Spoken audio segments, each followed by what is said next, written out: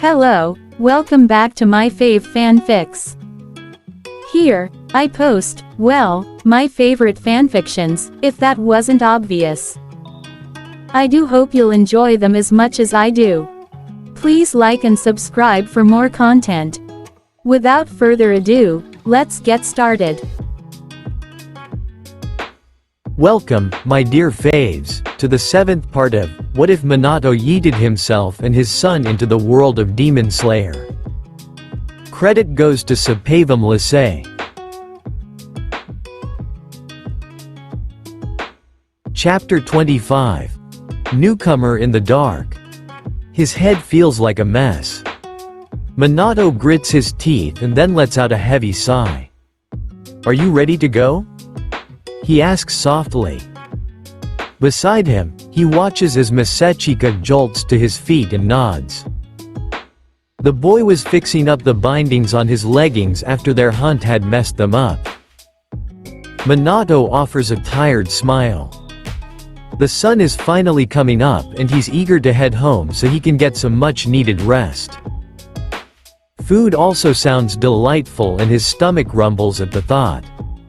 Maybe we could grab something to eat before we get back? There's a stand in the town nearby. Masechika calls to Minato, rubbing the back of his head sheepishly when his stomach growls. Minato's face softens. He gestures to the town and Masechika lets out a smile.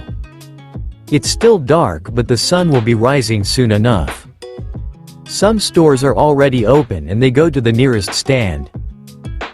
There is snow along the ground. Flurries dance in the wind and Minato catches the flickering of the lights from the shop as they duck under the flaps.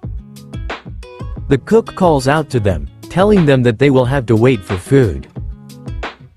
That's all right, we will just take a seat. Masechika offers and grabs 2 stools for them. The cook nods and goes back to work while Minato takes the other seat.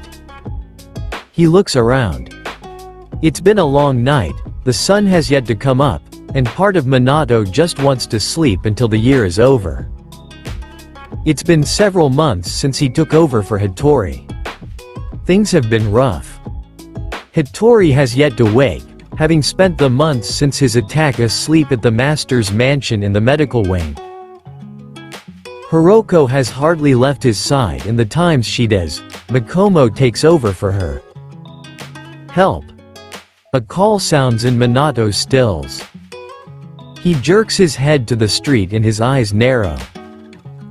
Masechika opens his mouth but sighs when Minato disappears in a flicker. He reappears outside, running further down the street where he sees a man get pushed into an alleyway. He pulses his chakra and senses the signs of a demon. He tracks it and draws his blade. The man lets out a cry, scrambling back as the demon lunges. And its head comes off as Minato's blade arches through the demon's neck and takes it clean off. The man turns as Minato sighs and sheathes his blade. The demon must have been desperate. It's light out now, the sun filtering through the buildings and over his head, casting it in a halo of gold. Why you? The man calls, his voice cracking and Minato looks down with a sigh. He offers his hand and the man takes it even as he looks Minato up and down. You all right? Minato asks calmly, his blue eyes assessing. Blue yukata, neat and nicely made. A sword strapped to the side. A soldier. And one with a mark of an imperial soldier. What house are you from? The man demands, his eyes surveying. Minato grimaces. He had forgotten about the government in the area. There was a large amount of them in this section and most of the time demon slayers steered away or they kept to themselves when they were here. Minato, I grabbed our food to go. Masechika comes up and pauses when he sees whom Minato rescued. Ah. Well, that's going to cause problems. Masechika mutters and sighs. The guardsman's eyes shift over to the blades on their sides and he opens his mouth. Minato turns back to the boy and nods. Let's get going then. You ready? He asks and steps away. A hand grabs his arm and he has to stop himself from reacting. Minato turns back to see the guard glancing between them. His lips are set in a firm line. You aren't supposed to have those weapons. Minato hums. Masechika, he says firmly and his fingers twitch. Chakra is called to the edges of his fingers. The hand on his wrist tightens, pulses. Chakra thrums and meets his. Minato pauses and gives the soldier a firm look and he debates with himself. Masechika meets his gaze and then nods his head. Minato grabs the man and twists him around. He moves fast enough that the soldier barely can pause before he's shoved against a wall with Minato at his back. Minato pulls away and the soldier whirls around, but they are already gone. Chakra pulses in their place. The soldier lets out a heavy breath and looks around. He can't find them no matter how hard he looks. The master needs to hear about this. The room feels heavy and warm. It's almost enough to lull her to sleep. Then again, Mikomo has been up for almost 2 days straight. She's lagging but she's focused. Her breathing evens as she gazes out the windows of her current residence. You going to sleep yet? Mikomo turns to the voice and smiles. Giyu smiles back at her. He's doing his rounds before he tests as a demon slayer. They were traveling between Urokodaki's and Rengoku's estates and it had gotten late, so they were now resting at a wisteria house between them. Just about. What about you? Mikomo asks. The 9-year-old shares a smile with her and comes up next to her. She smiles back and lets Giyu settle against her side before she finally closes her eyes. She's been up 2 days straight, running between the different houses and estates while managing her missions as a slayer. She's growing tired, but she keeps pushing because it's just her and Urokodaki and she doesn't want to give him more work. Not like Minato and Masechika. Her eyes open and she stares up at the ceiling with a sigh. They have been pushing themselves, running ragged to keep track of Hattori's area and the other areas that had felt the slack before the Hashira. Shinjiro was still handling helping Ruka out even with Senjiro being 2 years old at this point. The Kamados helped plenty as well, but now that Kai was working in the infirmary while raising Nezuko and Tanjiro, Tanjiro was one of the few adults constantly around the estate. Are you thinking about Minato? Giyu asks. He already knows before she answers. He's been good about reading her mind and figuring her out with how many trips they have taken. Probably only Hiroko could read her better than Giyu at this point, Barsa Kanji and possibly Minato. Then again, Minato had hardly been present after Hattori's hospitalization.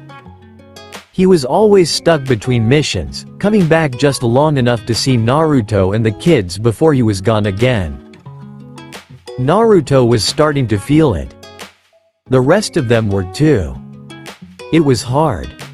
It was also why Mikomo had pushed herself so hard. It was why all of them were pushing so hard. They needed more Hashira, they needed more qualified demon slayers, and they needed them fast. The improved exams had already proven to be incredibly useful and bore more capable slayers. They were on track to turn the demon slayers into a force to be reckoned with. Her eyes shifted to her sleeve. She watched it as she murmured the password. Canoe rank in 1.5 years. It was a jump that wasn't expected. Hiroko was Tsuchinoto rank after running missions with Minato for so long. She would probably have been farther if she hadn't chosen to take care of Hattori for the past few months. He'll be okay. So will the rest of them. It'll take some time, but Giyu starts but is cut off when they hear a smack. Both of them lurch, but Mikomo gets to her feet faster and rushes over to open the door. She gets a mouthful of feathers as her Kasugai crow smacks into her chest. Caw, caw. Wind Hashira Hattori is awake. Wind Hashira Hattori is awake. Quote. Mikomo's eyes go wide. She turns to Giyu and the boy's eyes are just like hers. They both let out heavy breaths and then they are up and moving. They pack everything up and wish the caretaker well before they are off and running. The caretaker gives them warm bentos to take with them. They rush into the early morning light with hope pushing them along. They can't wait to see Hattori again. Come on, don't shove. Naruto, you're going to trip. Don't rush you too. Come now, it's alright, they aren't going anywhere. Just settle down. Hiroko looks up and offers a gentle smile when the four bodies tumble in. Well, three tumble while the last one walks behind them with a hand raised to her lips as she laughs. Gaara, Naruto, and Tanjiro all laugh as they get back to their feet and head over to her side. You are all spirited this morning, a calm voice calls. They all gather around the bedside as Hattori offers them a smile. He's dressed rather plainly in just a black shirt, his hair braided over his shoulder by Hiroko so it stayed out of his face. Hiroko sits next to him as she preps his medicine and food. She looks tired and Ruka makes her way over to greet the girl first thing while the kids crowd Hattori's bedside. Hattori smiles at them gently and asks them about their day. He's been awake for about a week, and Hiroko has hardly left his side. It wasn't much of a change from before, but now it was even more apparent to everyone including Hattori how much time she spent with him. Hiroko, how about we go make some snacks? Ruka calls as she hands Senjuro to the kids. Naruto helps the boy over to Hattori and he climbs onto the bed to babble at Hattori. The two women leave the room and Hiroko lets out a small sigh. She heads down the halls, the bags under her eyes weighing. Before Ruka can fully leave the room, Hattori calls out to her, Ruka. She turns her head and Hiroko stops several paces away in the hall, tilting her head back at the woman. Ruka waves her off so Hiroko continues walking, heading to the kitchen. She greets and is greeted by the Kikuchi in the halls. Ruka meets Hattori's eyes and the Hashira sighs. Get her to rest, please, he asks. Ruka smiles gently at him and nods. I plan to, she says and waves at the kids before following the girl out. The door shuts behind them and Hattori lets out a relieved sound. His attention quickly shifts to the four kids at his side. Senjuro peers at him with his brilliant red and gold eyes. Naruto is right next to the boy, caging him on the bed so he doesn't fall over. He still tends to toddle when he walks around. Hiroko-ni has been worried about you, Naruto murmurs as he tucks against the raised bed. Gaara nestles at the foot of the bed and Tanjiro comes to Hattori's side. Hattori nods, sighing with a faint smile. She takes good care of me, but sometimes I worry about her. Minato is the only one who can get her to rest when Mikomo isn't here. Naruto nods and frowns at the mention of his father. Hattori ruffles his hair and the boy's lips quirk into a smile. Hattori hides a flicker of unease behind his smile. He hasn't seen Minato yet, though he has seen Mikomo and Giyu. Sabito and Urokodaki had just left the day before on their rounds and Shinjiro were over every other day when he finished his patrol. There's a ruckus and suddenly the door opens. Hattori chuckles as he looks over at the newcomers, spotting Mikomo and Giyu while Sabito huffs and flushes darkly at whatever Mikomo is teasing him over. Mikomo looks around and her eyes narrow on Hiroko's spot. Gaara raises a hand and gestures vaguely in the direction of the kitchen. Hiroko went with Ruka to make snacks. She hasn't been sleeping, he comments. Mikomo's eyes darken and she inclines her head to Hattori before shooting back out the door. Sabito frowns as well but leaves it to her as he comes to set a basket of fruit by Hattori's bedside. "It's good to see you boys again, how goes training?" Hattori asks. Sabito sits down in Hiroko's vacated seat and chuckles. "Hard, but nothing new. Giyu killed his first demon a month ago and we have a few elemental techniques down with chakra. What about you?" Sabito asks and leans forward.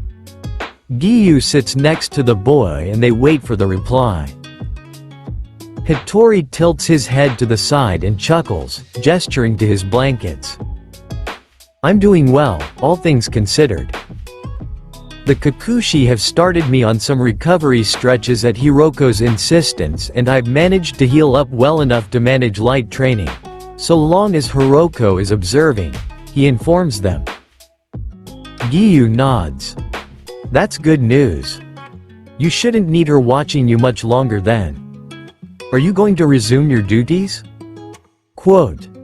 Hattori sighs and chuckles. "At some point, yes. I'm recovering faster than a normal person would, likely due to Hiroko and our efforts to strengthen ourselves. I would give it another month." Giyu nods. Sabito and him share a look but say nothing. Hattori begins chatting quietly with the younger boys. Gaara still keeps his distance but Tanjiro is all over the man. He plays with his hair, twining the blue locks in his fingers. When Ruka returns she has a relaxed look on her face. Hattori gives her a look and she nods, gesturing to the room next door. Mikomo hasn't returned so the others assume she finally managed to get Hiroko to sleep. The group indulges in the snacks and drinks that Ruka brings. They talk with Hattori about his recovery and everything that has happened. Kai is pregnant again and Tanjiro has become a common sight at the master's estate. Kagaya needed help even with all his preparation. Tanjiro also showed signs of sickness. Thankfully it was caught quickly and with the aid of chakra-based healing and the careful hands of the doctors within the demon slayers, he was holding on and barely noticed the sickness. The night came quickly. Ruka took the boys home, leaving Hattori to his own devices. He wandered from the room soon after Giyu and Sabito left, stepping into the hall. He paused at the door to the room next door, inching it open. A smile rose on his features as he spotted the two girls curled up together on a futon. Mikomo was curled around Hiroko, her arms wound around her shoulders. It was a cute sight and it eased the worry in Hattori's chest. He shut the door and walked to the kitchen. He grabbed the items for tea, pouring himself a cup before sitting at the hearth to enjoy the fire. His eyes trail the flames as he breathes. He takes a second to enjoy his surroundings. It's pleasantly quiet this time of night. His muscles don't quite ache but there is a pleasant sort of burn from using them today. Are you going to skulk in the darkness all night? Hattori calls as he finishes his cup. He sets it down next to the kettle of tea and looks behind him. Minato walks around his shoulder and comes to sit next to him. It's good to see you up and at it, Hattori, Minato says. He reaches and pours himself a cup. I would say the same, but you look dead on your feet, Hattori comments and raises a brow at the man. He gestures to the dark circles forming under Minato's eyes and the way he's barely holding up. Minato nods. He grimaces and takes a sip of the tea. He almost deigns to not respond but decides better of it. He spent a lot of nights in silence and he missed his conversations with Hattori. I've been trying. I haven't had this much trouble since my wife passed, and back then I was just running to ensure that Naruto survived, Minato murmurs. Hattori nods and settles a little closer to the fire. He takes a deep breath and the flames curl in his direction. I understand how you feel. I felt the same way when my brother passed. If only I was stronger, faster. If only I had been there. Things happen, terrible things. I'm just grateful that we all managed to survive. Without you, Minato, I would be dead. Without you or Hiroko, I would have died in that village with Hasehara and maybe even Masechika too. Minato nods. He knows those things and has repeated them to himself in the dead of night when Hasehara's face haunts him and when he dreams of not just one grave but two. It never gets easier, he whispers. He thinks about his genin teammates and the first mission they had during the war that went horribly wrong. That was the mission that pushed him and spurred him to recreate the Flying Thunder God so he could get there in time. He thinks about the blood on his hands at the end of the war and how many families must have mourned in the days that followed Iwa's withdrawal from the war. He thinks about the blood of his shinobi running in rivers on that battlefield, about Obito's death and Rin.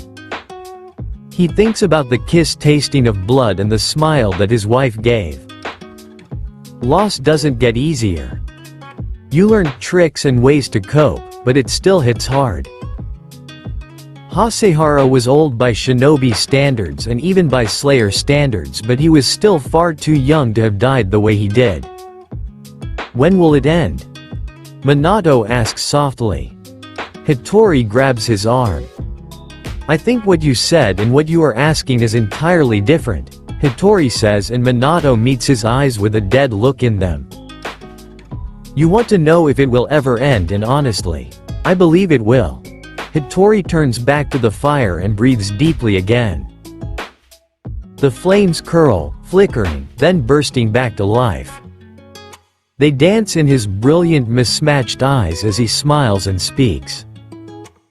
I believe that in time this war will end. I believe that Muzan will fail and that we will see him dead at the end of this. Will there be deaths? Yes. But all of us are fighting for the day that Muzan finally tastes death and suffers for everything that he brought upon us. Hattori reaches out and Minato feels something stir under his skin as the fire leaps out and curls over Hattori's fingers. Chakra hangs in the air, weaving the fire around Hattori's fingers into the shape of an eager salamander. And with your help, Minato, I think that we will get there sooner rather than later. I believe that you have given us something invaluable in Muzan's inevitable defeat and that you have already saved the lives of countless people. You've protected all that you could, and that is more than enough. Those kids are proof. Do you really think that Hiroko or Mikomo would have passed the final selection? Because I will tell you right now, whether that night or another further along, they would have slipped up. They would have died. Minato tenses, flinching at the notion. Panic fills him at the thought of either girl dying. But he sees it. He sees how Hiroko could have died the night he met her, or even how Mikomo would have failed her final selection. He sees how the wind breathers would have struggled and possibly lost more than just Hasehara.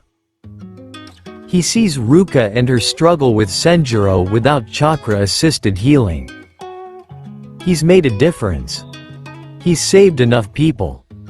It may not be everyone, but you can't save everyone. He takes a deep breath, then another and another. He calms himself and watches Hattori send the flames back with another pulse of his chakra. He reaches out to grab Hattori's arm and pauses. He feels a signature at the edge of his senses. He glances behind him and his smile rises into something sad when he sees Hiroko standing at the end of the hall. The girl's eyes are watery and she looks at Minato with agony written on her soul. He forgot about how others were feeling. Normally he was better about that, but he had grown trusting in his abilities, too prideful to see that he was human like the rest of them and he wouldn't be able to save them all. But he could damn well try. He could fight tooth and nail, and with everything, he had to keep them safe and sound. He would fight for a world without demons where they could all live peacefully. He would fight and he would not give up. He opens his arm to the girl. She makes an aborted step, pauses, and her lip trembles. "Come on Hiroko, it's okay," Hattori murmurs. The girl hardly pauses and launches at them both. Minato has to rise to catch her and he tugs her tightly against him before the first sob leaves her lips. Her hair flares around her as Minato tugs her around into his lap, hugging her close. Hattori leans over and runs a hand through her hair soothingly, and she leans into the touch as she cries. Minato can see the stress written over her. He doesn't have to wonder where it's from. Ghosts haunt them all, but they can't let the ghosts rule who they are or change their course. They will continue moving forward to the best of their ability. They have to. He blows the warm air into his palms. It's relatively warm, but rainfall bodes for a much colder day than he had predicted. His golden and red eyes peer out at the forested landscape and he hums quietly to himself. It's a lullaby that he heard Hiroko singing to little Takeo the last time he saw her. He takes another breath, and when he breathes the heat visibly steams the water pouring in front of him, creating a hazy mist as he walks through the rain. Originally he was supposed to take this mission alone, but now… "Kyojuro, sorry, I'm coming," a voice calls from behind him and he smiles as he glances back to see Hiroko running over. She had stopped to tie her haori over her shoulders. The fabric dances over her and keeps most of her dry as the rain slides over it. A silk scarf is tied around her head for the same purpose, keeping her long hair dry in its woven bun. "You are fine Hiroko." Kyojuro calls and grins at her as he gestures ahead of them. The village is close by. "Are you okay to run?" he offers. He knows that Hiroko is the most practiced and technically the senior slayer among them, but he can't help but take the lead whenever they're paired together. Maybe it's because Hiroko follows him and Naruto whenever the three are together, as rare as that is these days. Maybe it's because for a long time Hiroko just stood idly by and listened to orders from the others. Either way, she nods and agrees to run. She's okay with Kyojuro taking the lead. They take off, keeping to the ground because the trees are far too slick for them to sprint over top of. The mission was for a singular demon that had been taking older men. It was a mining town from what they heard, located in a lower region that had taken several days of travel to reach. Then again, with their practice in chakra-assisted running and the practice with total concentration, they cut what would have been a 4-week trip at a civilian's pace to a mere week-round trip. They had to rest frequently, but they were the closest qualified slayers when the order came in. They had also both been traveling in the lower regions managing their portions of the Flame and Storm Hashira patrols. The town was within sight and they both shared looks before picking up the pace. Their movements were quick and practiced even in the rain as it made the road almost unusable. They slowed only when the lights of the town came into focus and they stepped past the first home. The two stuck close as they walked among the homes. The town was fairly large and there were even hanging lights that lit their walk. The rain was pouring heavily though, leading to very little foot traffic. Konami cawed and came to rest on Kyojiru's shoulder. He cawed into the boy's ear and relayed a message. Hiroko channeled chakra into her ears to pick up on his words. A demon in the area, one taking men at night. Several homes had lost young men and there were search parties about. All of the mission persons disappeared around the mine. Well, that simplified their search. Hiroko nodded at Kyojiro and they both made their way through the town to the mountains. Konami flew away, likely going to find some shelter from the rain, while they asked a local passing by for directions. The local looked unnerved by them, but with a quick smile, Kyojiro got her to tell them where to go. They continued on their way and Hiroko chose to take point as she pulsed her chakra periodically.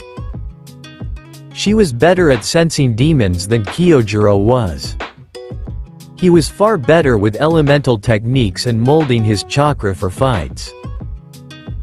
She had practice in controlling it for things like healing and precise applications to her limbs.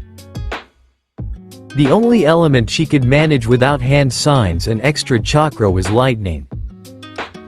In this weather, the use of lightning would be a double-edged sword. She'd stick to her breathing techniques and manage her discharge carefully. They found their way to the mine soon enough. The area had several workers and they both took the time to plan their entry. They didn't want to cause a scene, not after the last mess with Minato and an Imperial Guard family. That was an interesting situation to learn about. The family had only been placated when Kagaya wrote to them. Kyojiro finds a good blind spot and they slip toward the mine entrance. Hiroko pulses her chakra again and wrinkles her nose. She nods to him.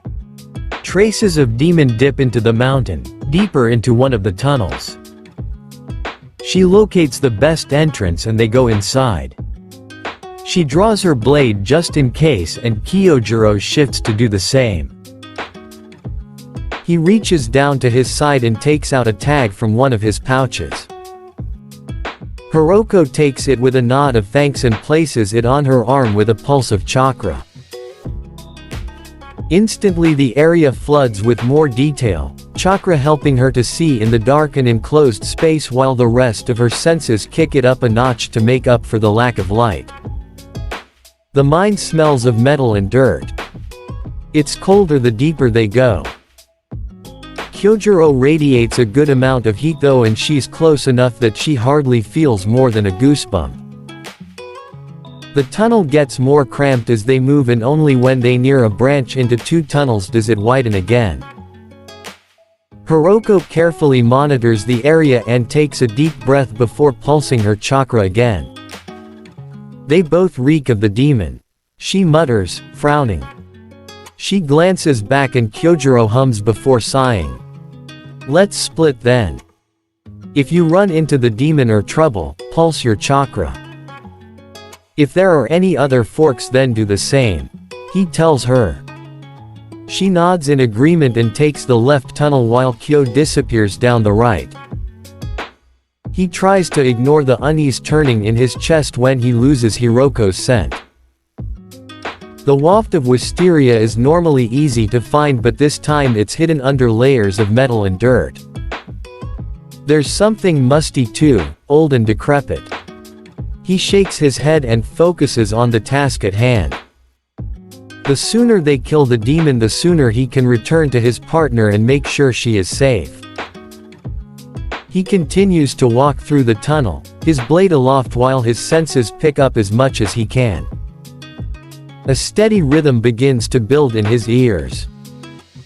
At first, he isn't sure what it is but the close he gets the more he realizes it's the sound of water dripping. He scans the ceiling warily and takes a deep breath. Immediately a metallic scent reaches him and he stills. He swallows and shifts his blade closer so he can be prepared. The tunnel doesn't have a lot of room, but it has a fair amount.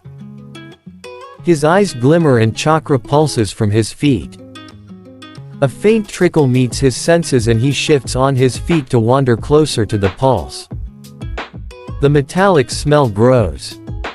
The stench of something rotten follows and Kyojuro grimaces. He's had his fair share of experiences with the darker side of the profession after 2 years of slaying demons, and already he knows this mission is going to be one of the worst. He feels something underfoot. The dripping sound is much louder now and he shifts his sandals over something slick. The smell is much heavier again. He swallows bile and raises his sword. He breathes and flames dance along the surface, pulsing and spreading light. He immediately closes his eyes. The mine has beams that cover the walls and keep the ceiling supported. Along the rafters of the beams are bodies, dripping with blood. They are torn to pieces, limbs cast about with glassy eyes staring into his soul. Blood covers the ground. The back wall is painted with a corpse and several more pieces are spread along the ground. It's a gruesome sight. He takes a deep breath and opens his eyes. He trails his blade over the bodies and leans down to gently close the eyes of the dead who still have faces. He would normally take the dead or at least burn them, but he can't do that here, not when Hiroko is in danger and when a fire could cause so many more problems. He turns and dashes back the way he came, his blade flickering until he is back in the darkness and making his way to Hiroko. She hates missions where they have to split. She tries to stick with her friends and partners because she can't get to them quick enough if something goes wrong. Even so, Hiroko has a feeling she pulled the short end of the stick here. Her eyes flicker over the walls and the rafters. Something edges on her senses, but she keeps her shoulders squared and her blade raised. She doesn't trust the shadows or the walls around her. She's gone quite far into her tunnel. The walls are growing tighter again, and when she pulses her chakra she can feel the dread in her stomach grow. There's another pulse further along. She hopes it's Kyojuro. It has a burning edge of embers like his down that she picks up on the closer she gets. Relief floods her at the idea of meeting up with him again. A clatter sounds and Hiroko raises her blade to the noise. She can see the faintest outline of something and she walks a little faster. Fire style, torch. She murmurs under her breath, channeling chakra through her fingers as she flicks her fingers into half signs around the hilt of her blade. It lights along the edge of the blade, illuminating the dark mine. A body comes into view. She rushes over and swallows bile. It's a man, his eyes gaping open while his throat is torn to bits. He's clutching the handle of a pick and inside his chest. His chest is torn apart, showcasing his gaping ribcage. Hiroko bites her lip and feels a rush of agony through her. She sees a flicker of Hasehara, and maybe that's what allows her to lose her senses for just that moment. A hand grabs her arm and she whirls, but she's shoved against the wall. She shudders and then pulls on her chakra, pushing her leg back. She gets a curse as her leg makes contact and pushes her attacker back. Taijutsu is still one of her strong suits, and paired with her flexibility, Hiroko has proven to give even the Hashira a run for their money when she goes all out. In close quarters she has the best chance, and it shows. Her blade hits the ground, but the fire remains along the surface of the blade, casting flickering shadows over her assailant as she sweeps her arm out. The assailant backs up and she lunges under their guard. She pulses her chakra. Her strike hits home just as she picks up on a burning edge to the coil under the skin. Her eyes snap up as she twists and hooks her leg around the shoulder of her assailant and tugs them down. A gasp is heard and she maneuvers to be on top while reaching to pin the body down. Flames flicker around her blade. She can see more than the assailant thanks to her pulsing seal, and she catches sharp features and long hair bundled in a tie at the back. Male, young.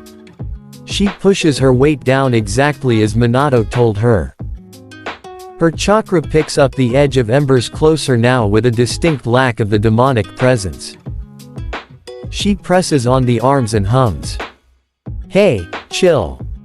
I'm not the demon, so calm down. Hiroko snaps, her voice coming out in a rush. Oh, like the demon wouldn't say that. The voice below her jabs. It's young but not as young as Hiroko had thought previously. Maybe Kyojiro's age. It has a gruff edge that speaks more of an adult. Hiroko presses tighter and her grip shifts just enough to show she means business. Her assailant winces and she chuckles. True, but a demon would just kill you. Now, I don't think you are the demon I'm hunting either, so truce. Otherwise, I'm just going to knock you out and I'll have to take much longer on this mission than I wanted. Not exactly conducive to saving more people. The boy tenses but sighs and relaxes. Funny how you think you are on the high ground here.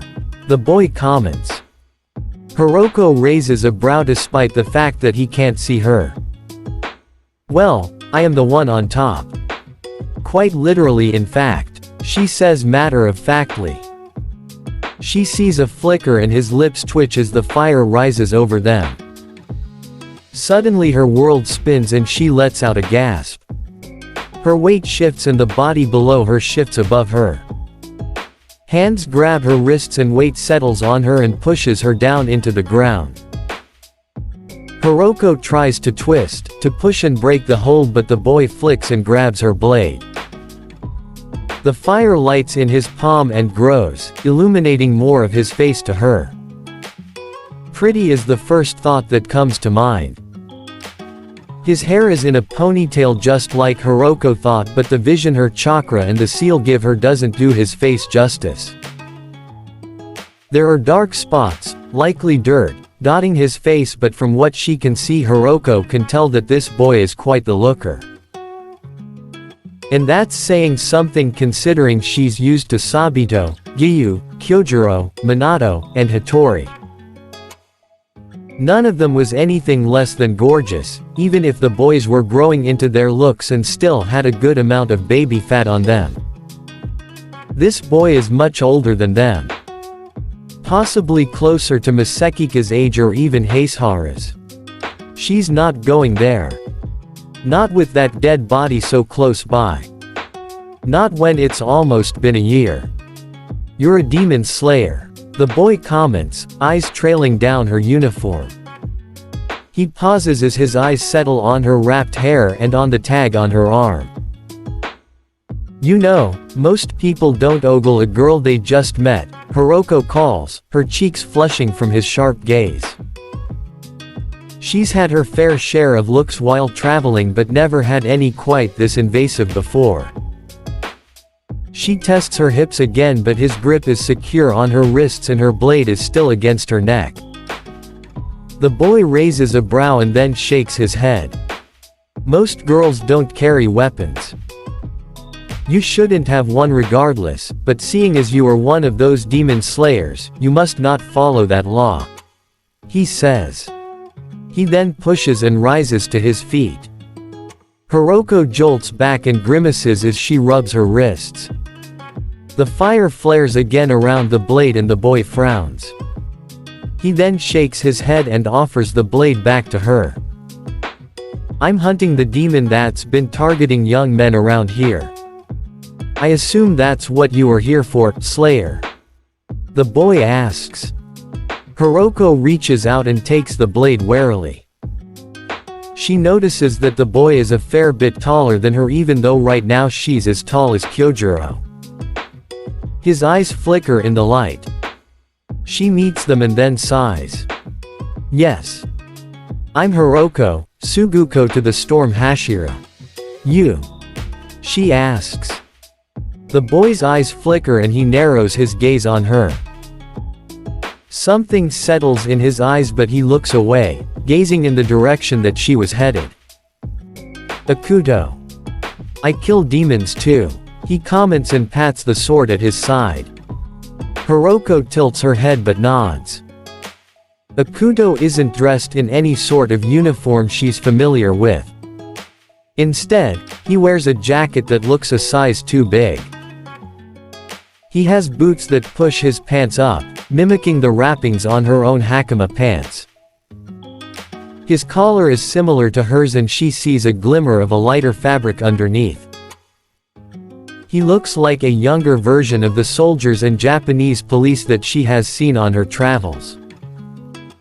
It's jarring but she assumes that the boy knows what he's getting into. Maybe she shouldn't but she knows training when she sees it.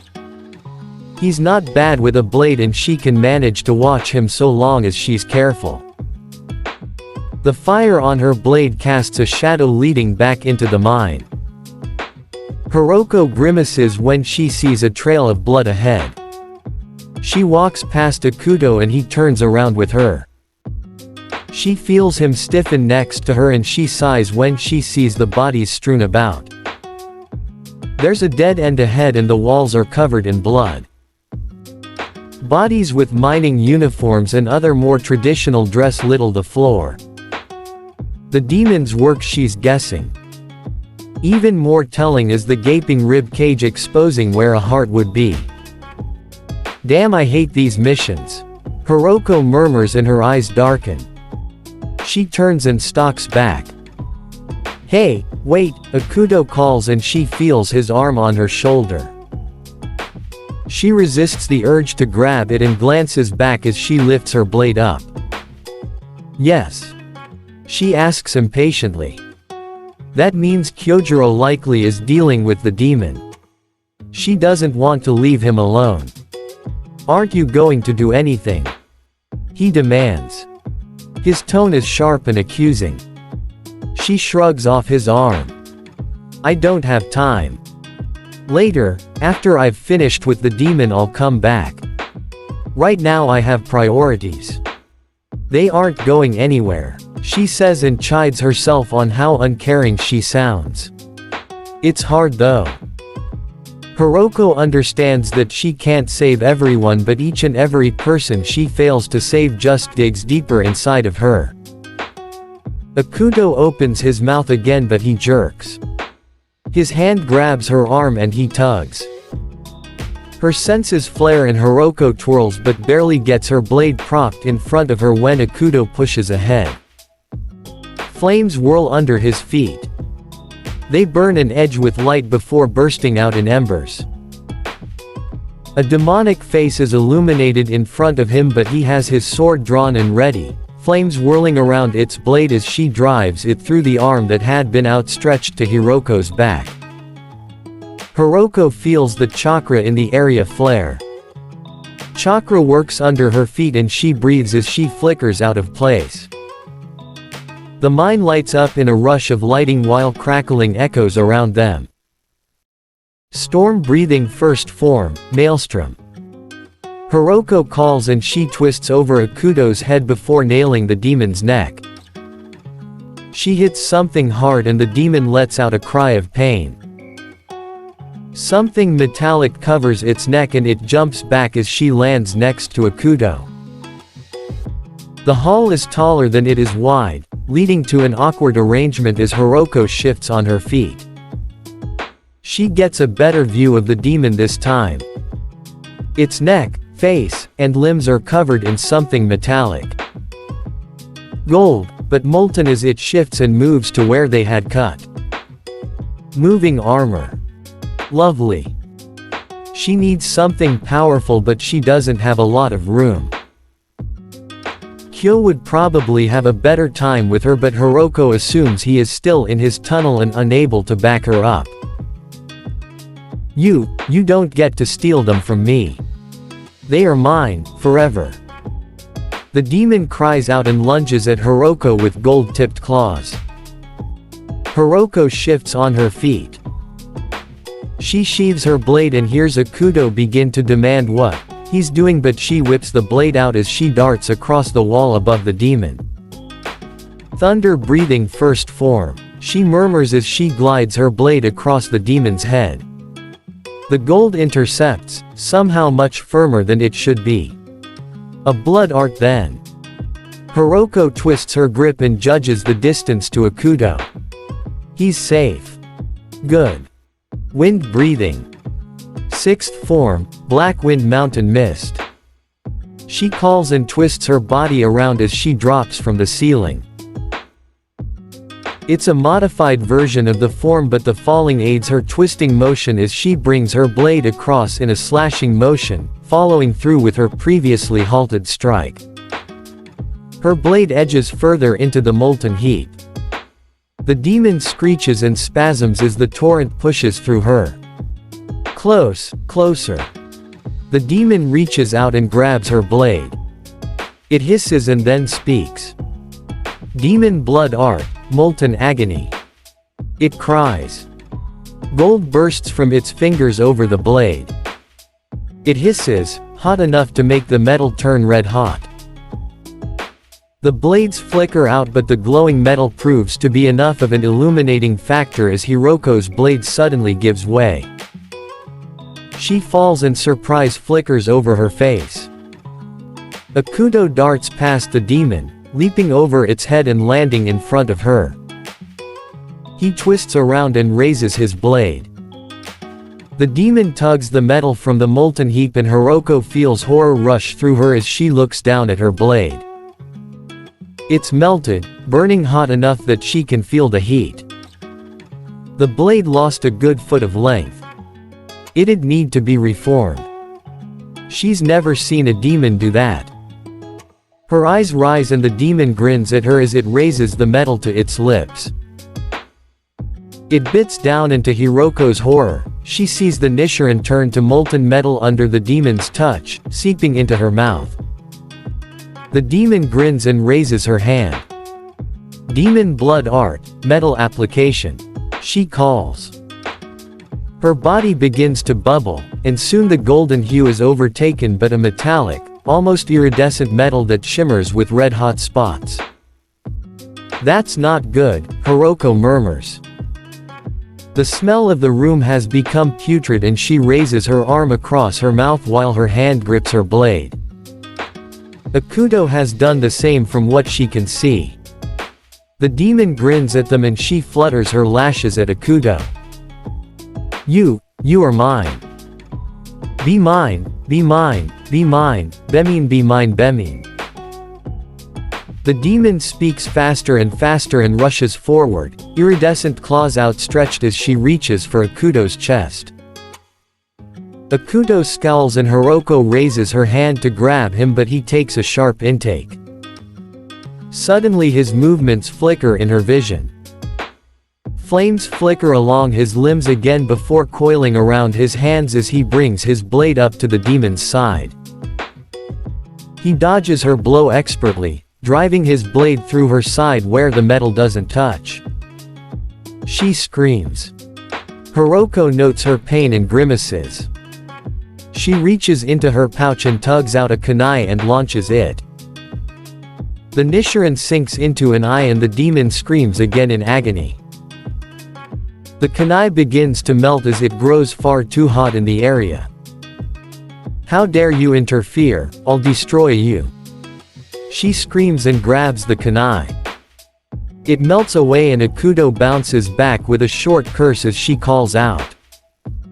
Demon blood art, acidic air. She screeches and the metal on her begins to bubble and pop, releasing fumes. Damn it. Akuto snarls and reaches out. Hiroko yelps when she gets flung over his shoulder and he begins to sprint.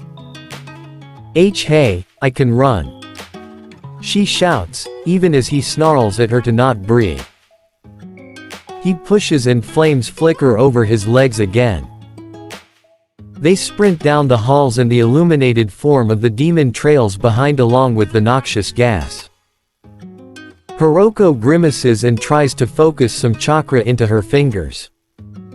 She begins to flicker through hand signs and comes to a water jutsu that Minato taught her recently. Hiroko. Kyojuro calls and she sees him as they rush past.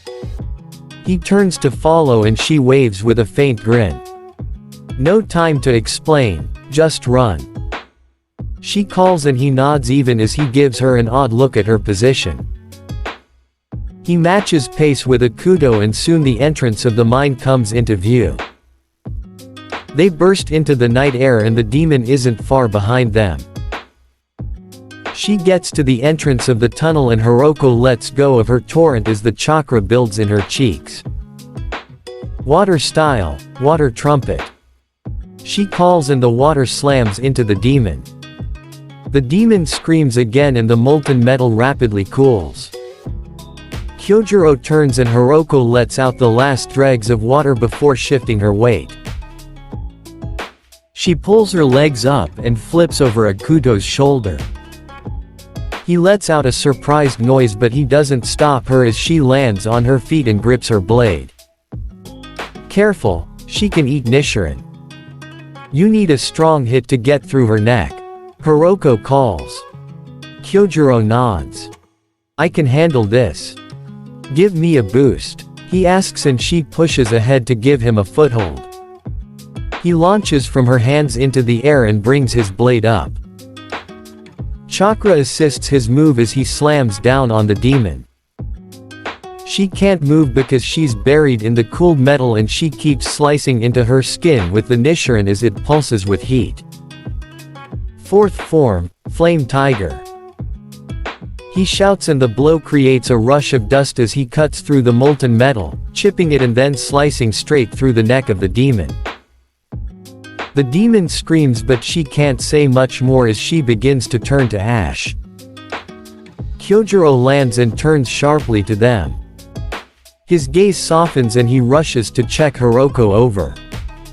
She chuckles at his actions and smiles. I'm okay, no injuries, just a broken sword. Haku is going to kill me though. She says, thinking about her calm sword maker with a hidden temper. He reminded her of Minato in that regard. Kyo just chuckles. I'm sure it'll be fine, Hiroko. Haku just cares about his craft. He calls and grins at her. She flushes and scoffs.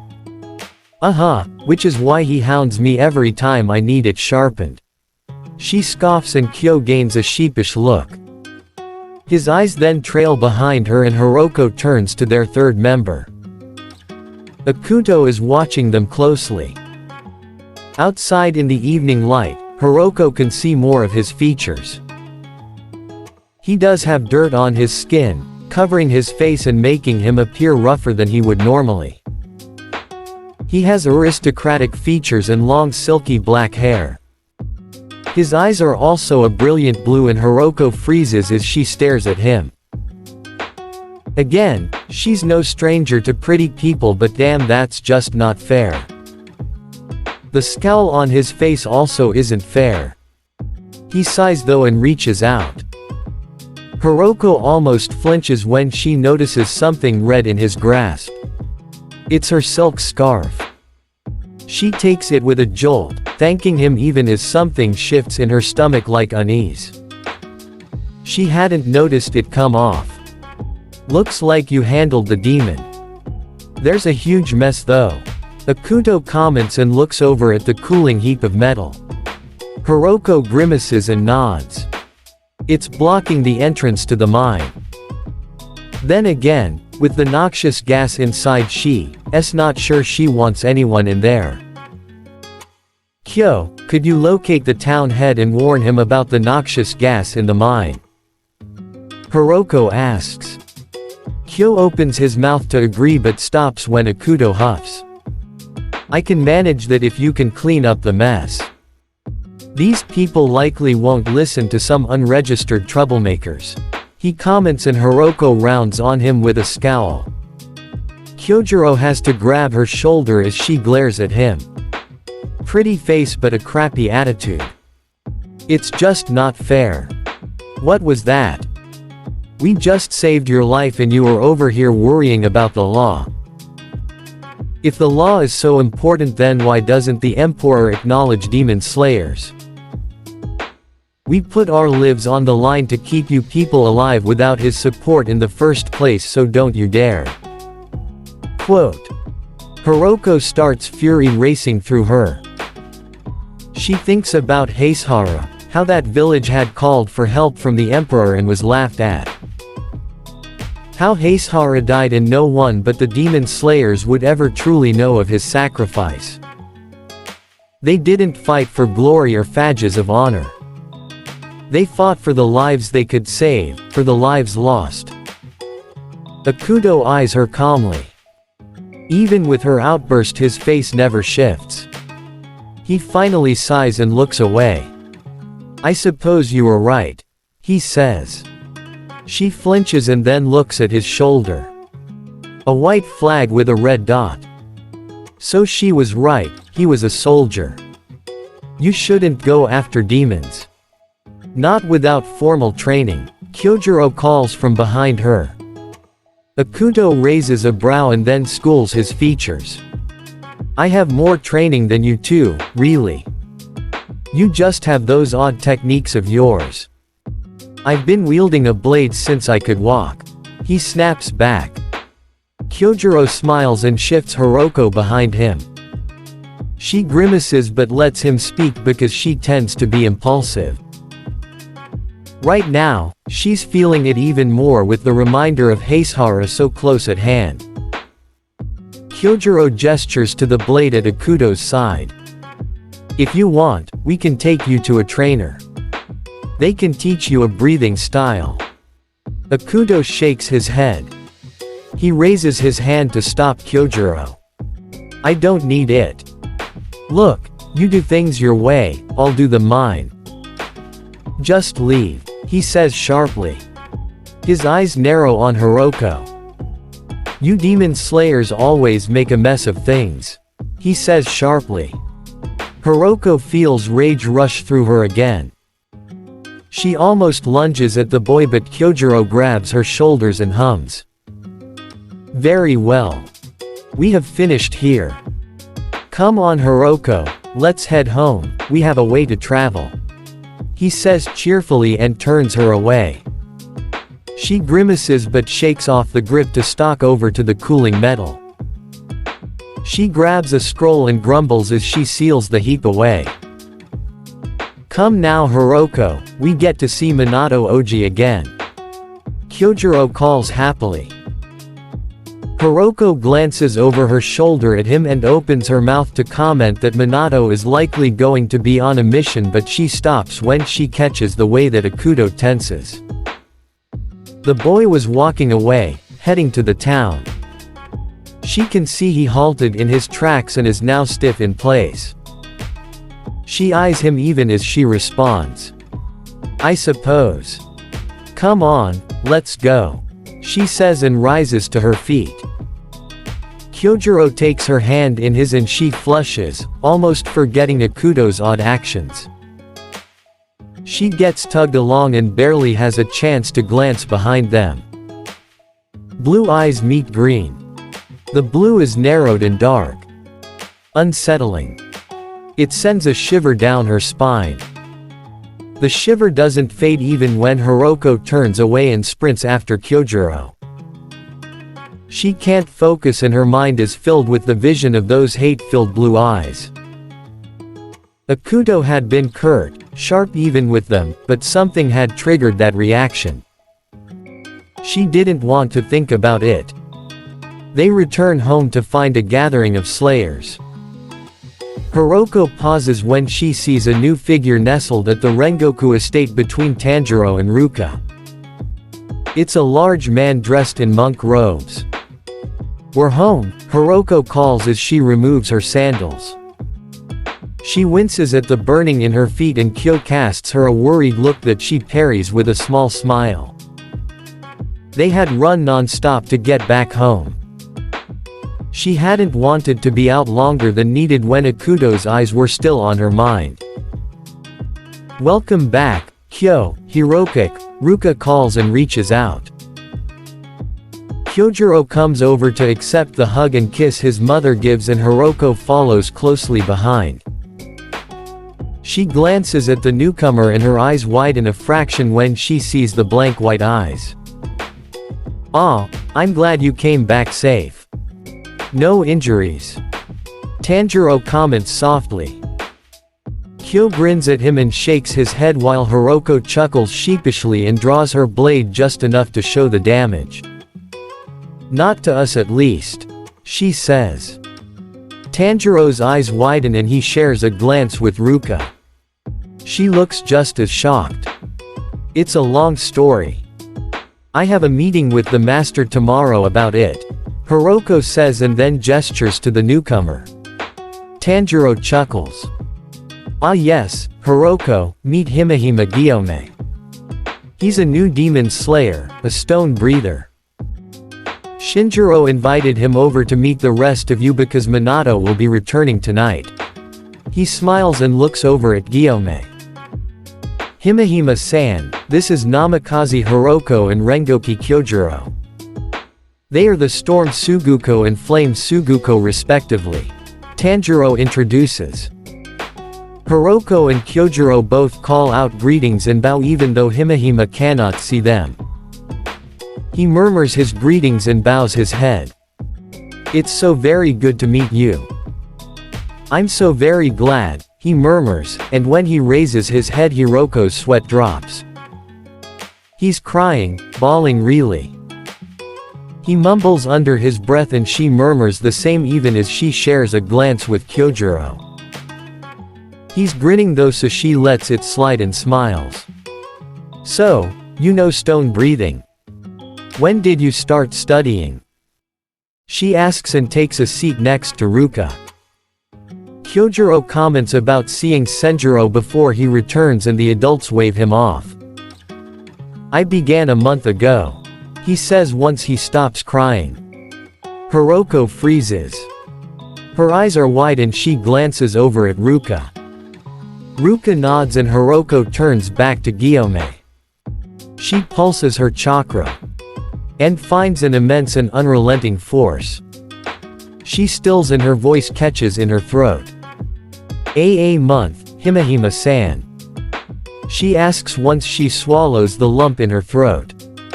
He nods, glancing over to Tanjiro. Tanjiro offers a small smile. He's skilled. Shinjiro said that the master is already considering making him another Hashira, hence why he is meeting the rest of the Hashira so soon. Hiroko nods but she feels almost numb. It's astounding, especially considering that Gyome must be a fair bit older than her. "Himehime-san, may I ask how old you are?"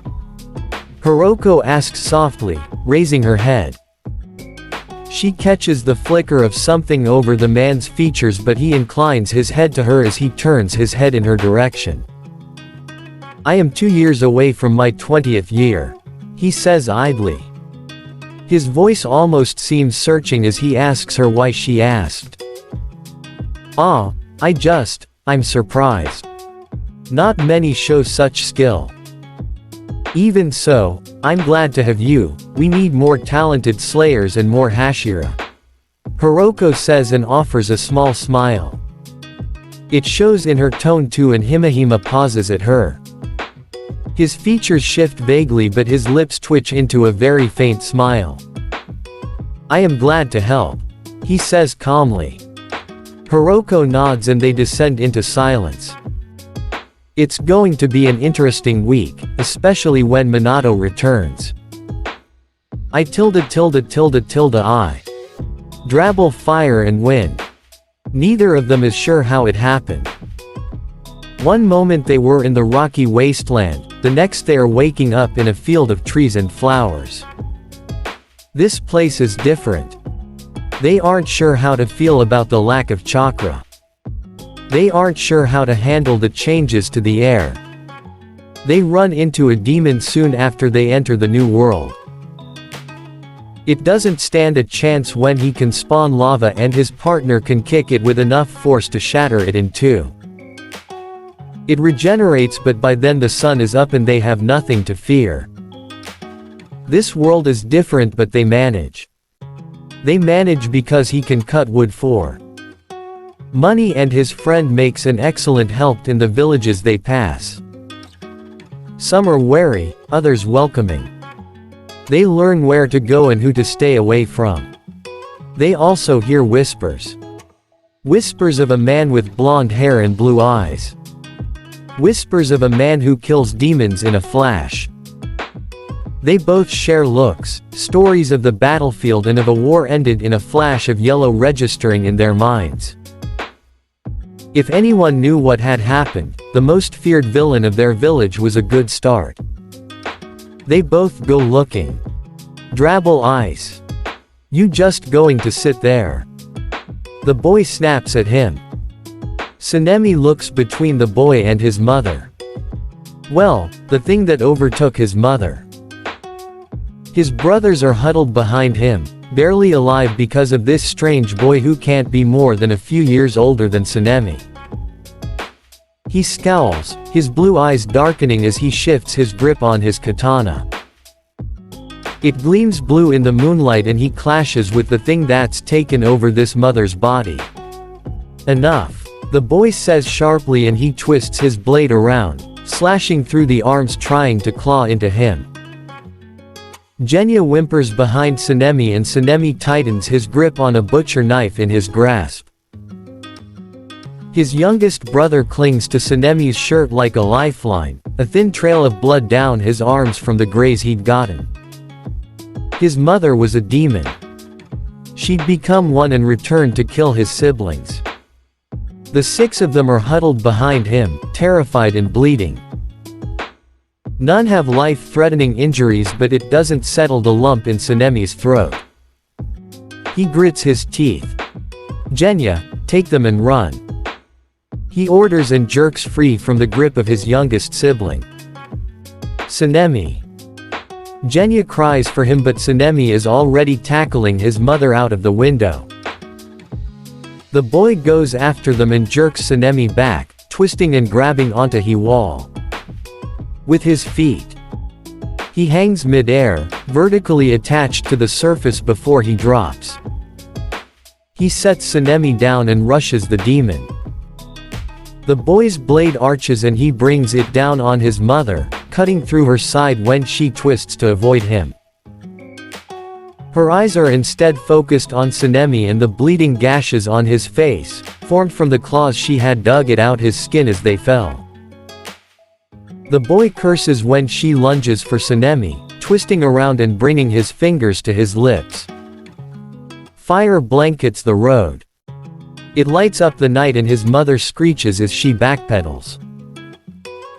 She goes right into the waiting strike and the fire fades in time for Sanemi to watch as her head comes off. The boy stands in a firm stance, his eyes narrowed on her body as she hits the ground. Mother. He shouts and lunges for her. The boy lets him even as the light of the day pours over them. Sanemi chokes as she begins to dissolve. Sanemi, mother. A smaller voice calls and the boy looks up to see Genya rushing over. His eyes go to the boy and he slips up in fear, tumbling. The boy huffs, turning and cleaning his blade before he sheathes it. He grimaces at the state of his clothing. Torn and messy. He will need to get more. He stalks over to a heap across the way and tugs up his pack, covered by his haori. He tugs them over his shoulder. Wait, who are you? What the hell was that? Exclamation mark. Sanemi shouts after him. The boy turns as Sanemi grabs his shoulder and forces him to turn. The boy's glare freezes Sanemi completely in place. His gaze is like ice. That was a demon. She had to die. If you don't want to end up like her, take your siblings and run. The boy bites out. He shrugs off the hand from his arm and stalks ahead. Wait, who are you? Question mark. Tsunemi demands again. The boy huffs and glares back at him over his shoulder. His blue eyes stare into Tsunemi's soul, cutting him open and leaving a lump in Tsunemi's throat. Akuto. Now leave me the hell alone. He turns and dashes. He leaps, launching into the wall of a building and then running up the rest of the way. Tsunemi watches him go in shock. Chapter 26. Enter Flamboyance. I don't like him, she mutters, her eyes narrowed on the newcomer. Kyojuro chuckles and Makomo huffs when a hand ruffles her hair. She looks up and Hattori gives her a small smile. Don't be hostile, Makomo, he's rather talented and we can always use new slayers. He murmurs and then steps forward. He goes to greet the newcomer while Kyojuro comes to stand beside Makomo. She's still glaring at the man Hattori is talking to. Or, more aptly, the boy. The boy is fairly young but still older than Kyojuro. He's about a year younger than her, making him 3 years older than Kyojuro. He was flirting with Hiroko. Makomo snaps back. Her eyes darken considerably at the reminder. The boy had come by a week prior, intent on talking with the master about joining the Demon Slayers. He was joined by his 3 wives and his 6 siblings, all of whom were younger than him. Makomo, he was just being friendly, Kyojuro comments and walks past her. Even so, she can see his friendly smile has an edge to it now as he moves to join Hattori in greeting the newcomer. Makomo hides her scowl. Her eyes shift over the features of their newest recruit. White hair, brilliant fuchsia eyes. He's pretty, probably on par with Minato and Hattori in all honesty. Even so, Makomo doesn't like him. Kagaya and Hiroko both liked the boy. Hiroko had told Makomo enough about him before she left on her mission and it stirred something bitter in Makomo's chest. Ah, Uzui, I'd like you to meet Makomo and Kyojuro. They are both Suguko. Hattori greets and gestures to them. Makomo offers a sharp smile and Kyojuro comes to stand next to Hattori with Makomo between them. They both bow to Uzui, and when Makomo raises her head she introduces herself formally. My name is Makomo. I'm the water Suguko under Yurokotaki Sakanji. It's a pleasure. You can just call me Makomo. She says and the bite in her words is not lost on Uzui. He chuckles and then glances at Kyojuro. I'm Rengoku Kyojuro and I am my father the flame Hashira's Suguko. You can call me Kyojuro. He says and his hair fluffs as he smiles brightly at Uzui. Uzui grins back. I am pleased to meet such flamboyant people. I am Uzui Tengen but you may both address me as the god of festivals. He calls out. Makomo's brow twitched but she hides it under a giggle. Well, that's interesting. I would think a god would have a more dramatic air to them, but really, you are just dismal. Makomo comments. Tengen turns sharply to her and his brow twitches. He opens his mouth but before he can speak another cuts in. Tengen, I do hope you aren't causing trouble. The firm tone calls, an air of teasing to it as a blonde-haired woman walks over from the entrance of the master's mansion. She casts her gaze over to the others present and offers an incline of her head. Thank you for having us. I do hope Tengen isn't giving you too hard of a time. The woman says, coming to stand next to Tengen. He turns sharply to her and Makomo notices the way he softens as he looks down at her. His eyes brighten with fondness. No, he's just blowing smoke. Now, what is your name? Makomo asks and steps closer to the woman. The woman chuckles and hums gently. It's me, Yugito. I believe I heard that you are Makomo. She asks and glances over to Kyojuro as well. They exchange introductions once more and Hattori takes the lead. Well, once you are ready, I can show you to the estate Oyakata-sama has offered, Hattori tells them. Tengen nods and looks back. As though they were called, the group of kids and 3 women filed into the entrance. Makomo shifts her gaze over the group idly and then turns back to Kyojuro. She's about to ask him to grab some more help when a small blur of yellow nearly tackles her to the ground. She rights herself, grabbing onto the heap of orange clothing while yellow hair puffs against her face. Naruto-kun, you should be more careful. Makomo chides but grips the boy and hoists him up into a hug before setting him back on the ground. The blonde grins at her and his blue eyes glimmer. Sorry, Makomo ni. Ruka Obasan asked us to come and help you out. Naruto says with a grin. Makomo glances behind the boy and smiles as she waves at Gaara and Tanjiro. Tanjiro is gazing at the others in wonder while holding Gaara's hand. Gaara inclines his head, red hair falling over his face. His eyes shift to the others and he frowns when he meets Yugito's gaze. Makomo glances over to Yugito and catches the widening of Yugito's eyes as she glances between Naruto and Gaara. She says nothing though, turning back to the others to get them settled and ready. Naruto hums and his lips twitch into a more curious expression. Makomo eyes the 10-year-old carefully but doesn't bother to ask what he noticed. Eventually, Naruto will tell one of them. She trusts the boy. He runs over to Gaara and extends his hand. Gaara takes it and they pause for a moment and then get back to moving.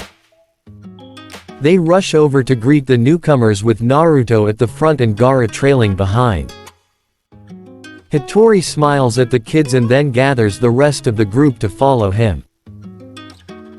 Naruto and Gaara each offer to help carry items and even Tanjiro picks up a few packs while starting a conversation with some of the younger kids. You have a lot of younger siblings, Tengen. Kyojuro comments, his eyes shining as he looks over them. Makomo notes that he is likely thinking about his own younger brother and the others he has adopted.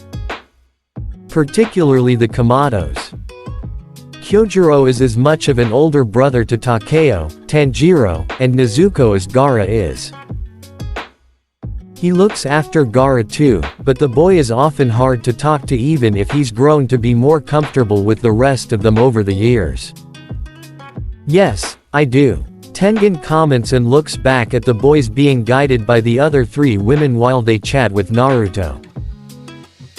The heads of black, white, and brown look oddly out of place with the stranger hair colors dotting the group. The youngest is Kantaro, followed by Kazuki, Kido, Hiroto, Kosuke, and Akito. I care deeply for all of them, hence why I decided to take Master Kagaya's offer. Tengen expresses, pointing out each of the boys. Naruto has taken to the twin siblings Kantaro and Kazuki well enough considering their similar ages. Gaara also contributes while Tanjiro garners the attention of Tengen's 3 wives and their adoration. He only giggles and smiles at them all brightly. Do you have younger siblings, Kyojuro? Tengen asks. Hattori looks back at the 2 and slows down to match pace with them while Kyojuro offers a grin. Just one by blood, but I have several others I consider my siblings. Senjuro is my younger brother, but I also consider Naruto, Tanjiro, Gaara, Takeo, and Nezuko to be my siblings. I've known them since some of them were born and Minato Oji is very close to our family. He should be back within the week so you can meet him. Kyojuro informs him. Hattori chuckles and shakes his head. Minato is Naruto's dad and Hiroko's adoptive dad. He might as well have adopted the rest of the kids you'll meet later on too, he has a habit of it. Hattori teases even though the target isn't around. His eyes soften and he looks back at the rest of the group. Tengen raises a brow at the mention of this strange person. He looks over at the kids and tries to think about this Minato person. He catches Yugito in the corner of his eye and the way that she stiffens at the mention of the name. He reaches out to grab her arm but she casts him a fleeting smile. Her eyes drift over to Naruto again and she seems to be searching for something. Naruto looks up and grabs Gaara before rushing forward to catch up with the adults.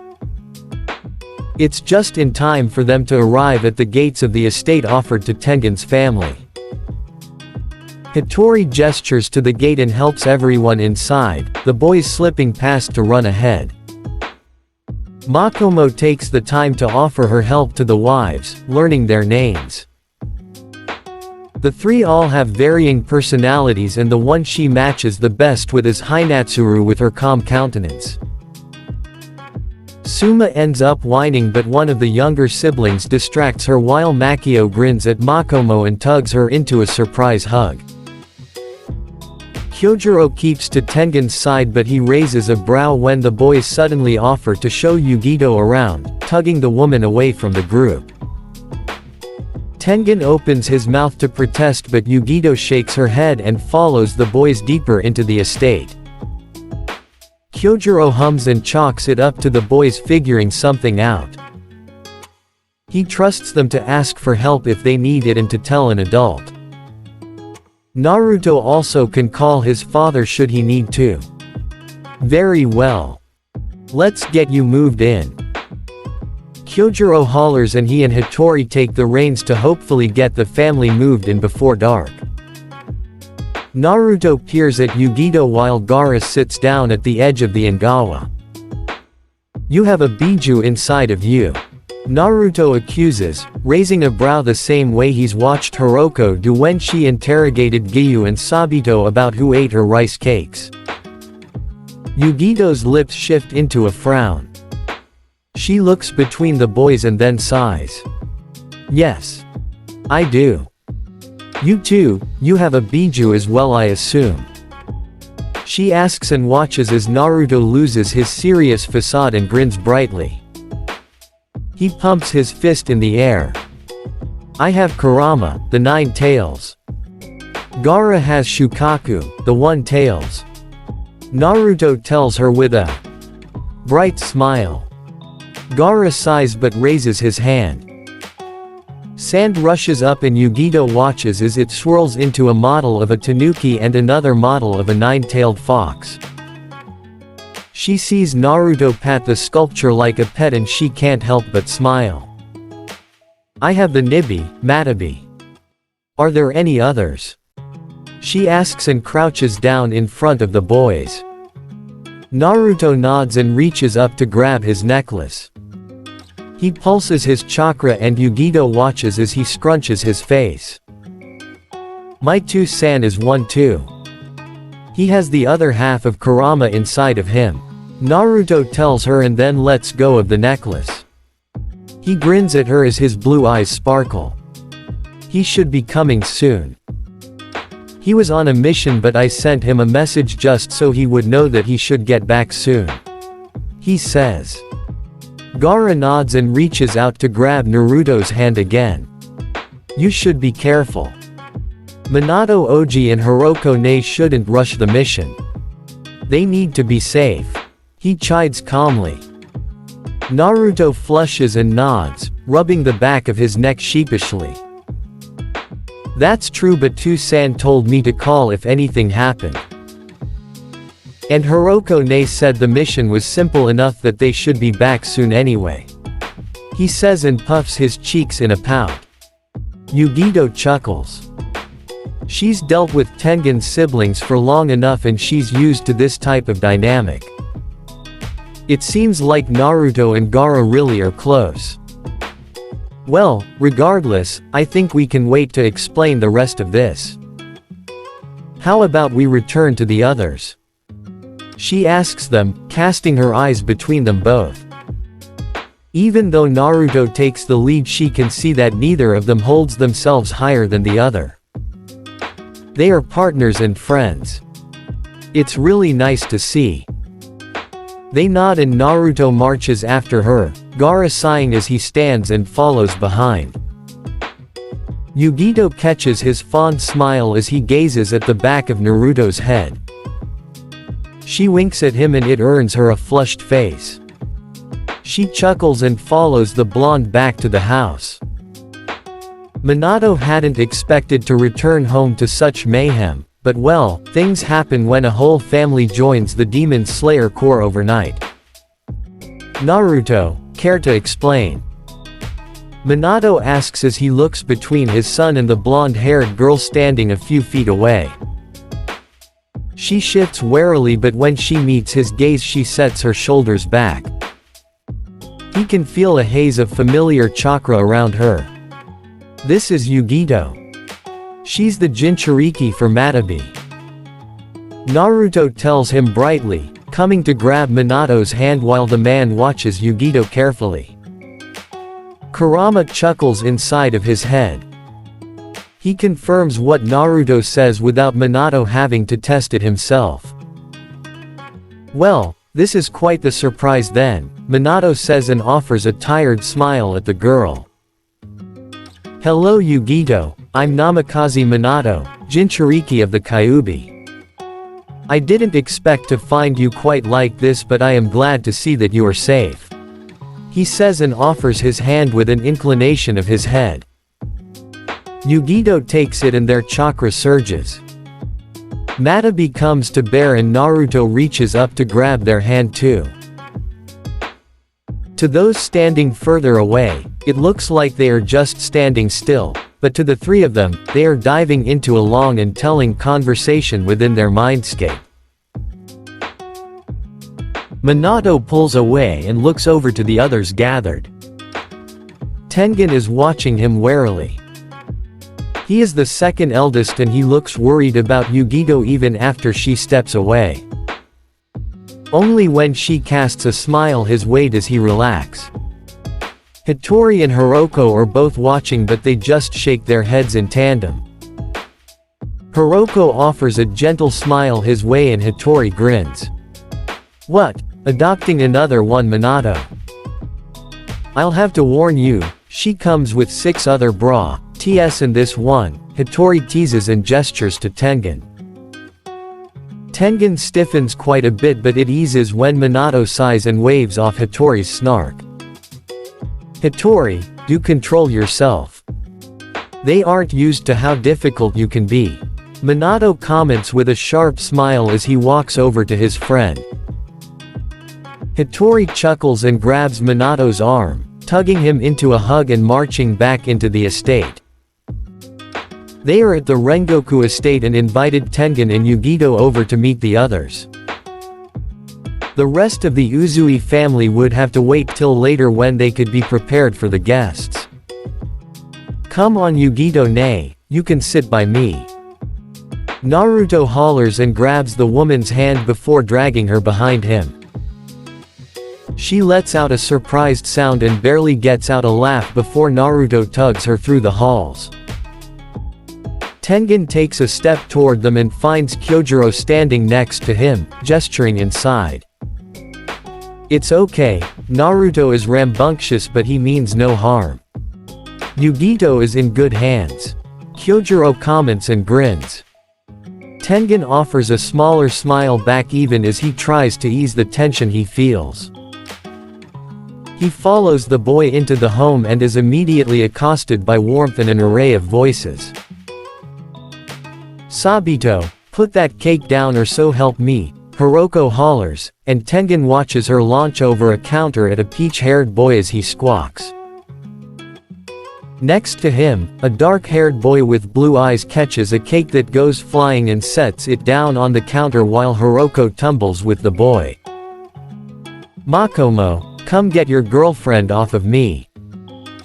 Sabito cries out and Hiroko goes bright red above him before going for his throat. Kyojuro chuckles and walks over, Tengen following as the boy reaches down and grabs Hiroko, hoisting her up and over his shoulder. She sputters and her cheeks go a darker red while Tengen watches her try to get Kyojuro to release her. "No can do, Hiroko. I have acquired Makomo's best friend and now she must seek a way to rescue you." He calls out and winks down at her. She huffs and lets herself go limp on his shoulder, propping her head up on her hands against his shoulder while she looks over at Tengen. "Welcome to the chaos, Tengen," she offers with a gentler smile. If Tengen hadn't just watched her launch at someone over a counter, he would have been fooled by it. He smiles and then raises a brow when Makomo comes over and begins to sweetly threaten Kyojuro even as he laughs. "Now kids, if you are going to steal a princess then you have to do it right." A familiar voice calls and Tengen watches as Kyojuro suddenly gets dropped on his behind while Hattori sweeps Hiroko up into his arms. He also grabs Makomo for good measure and she ends up slung over his shoulder. She rolls her eyes but plays along.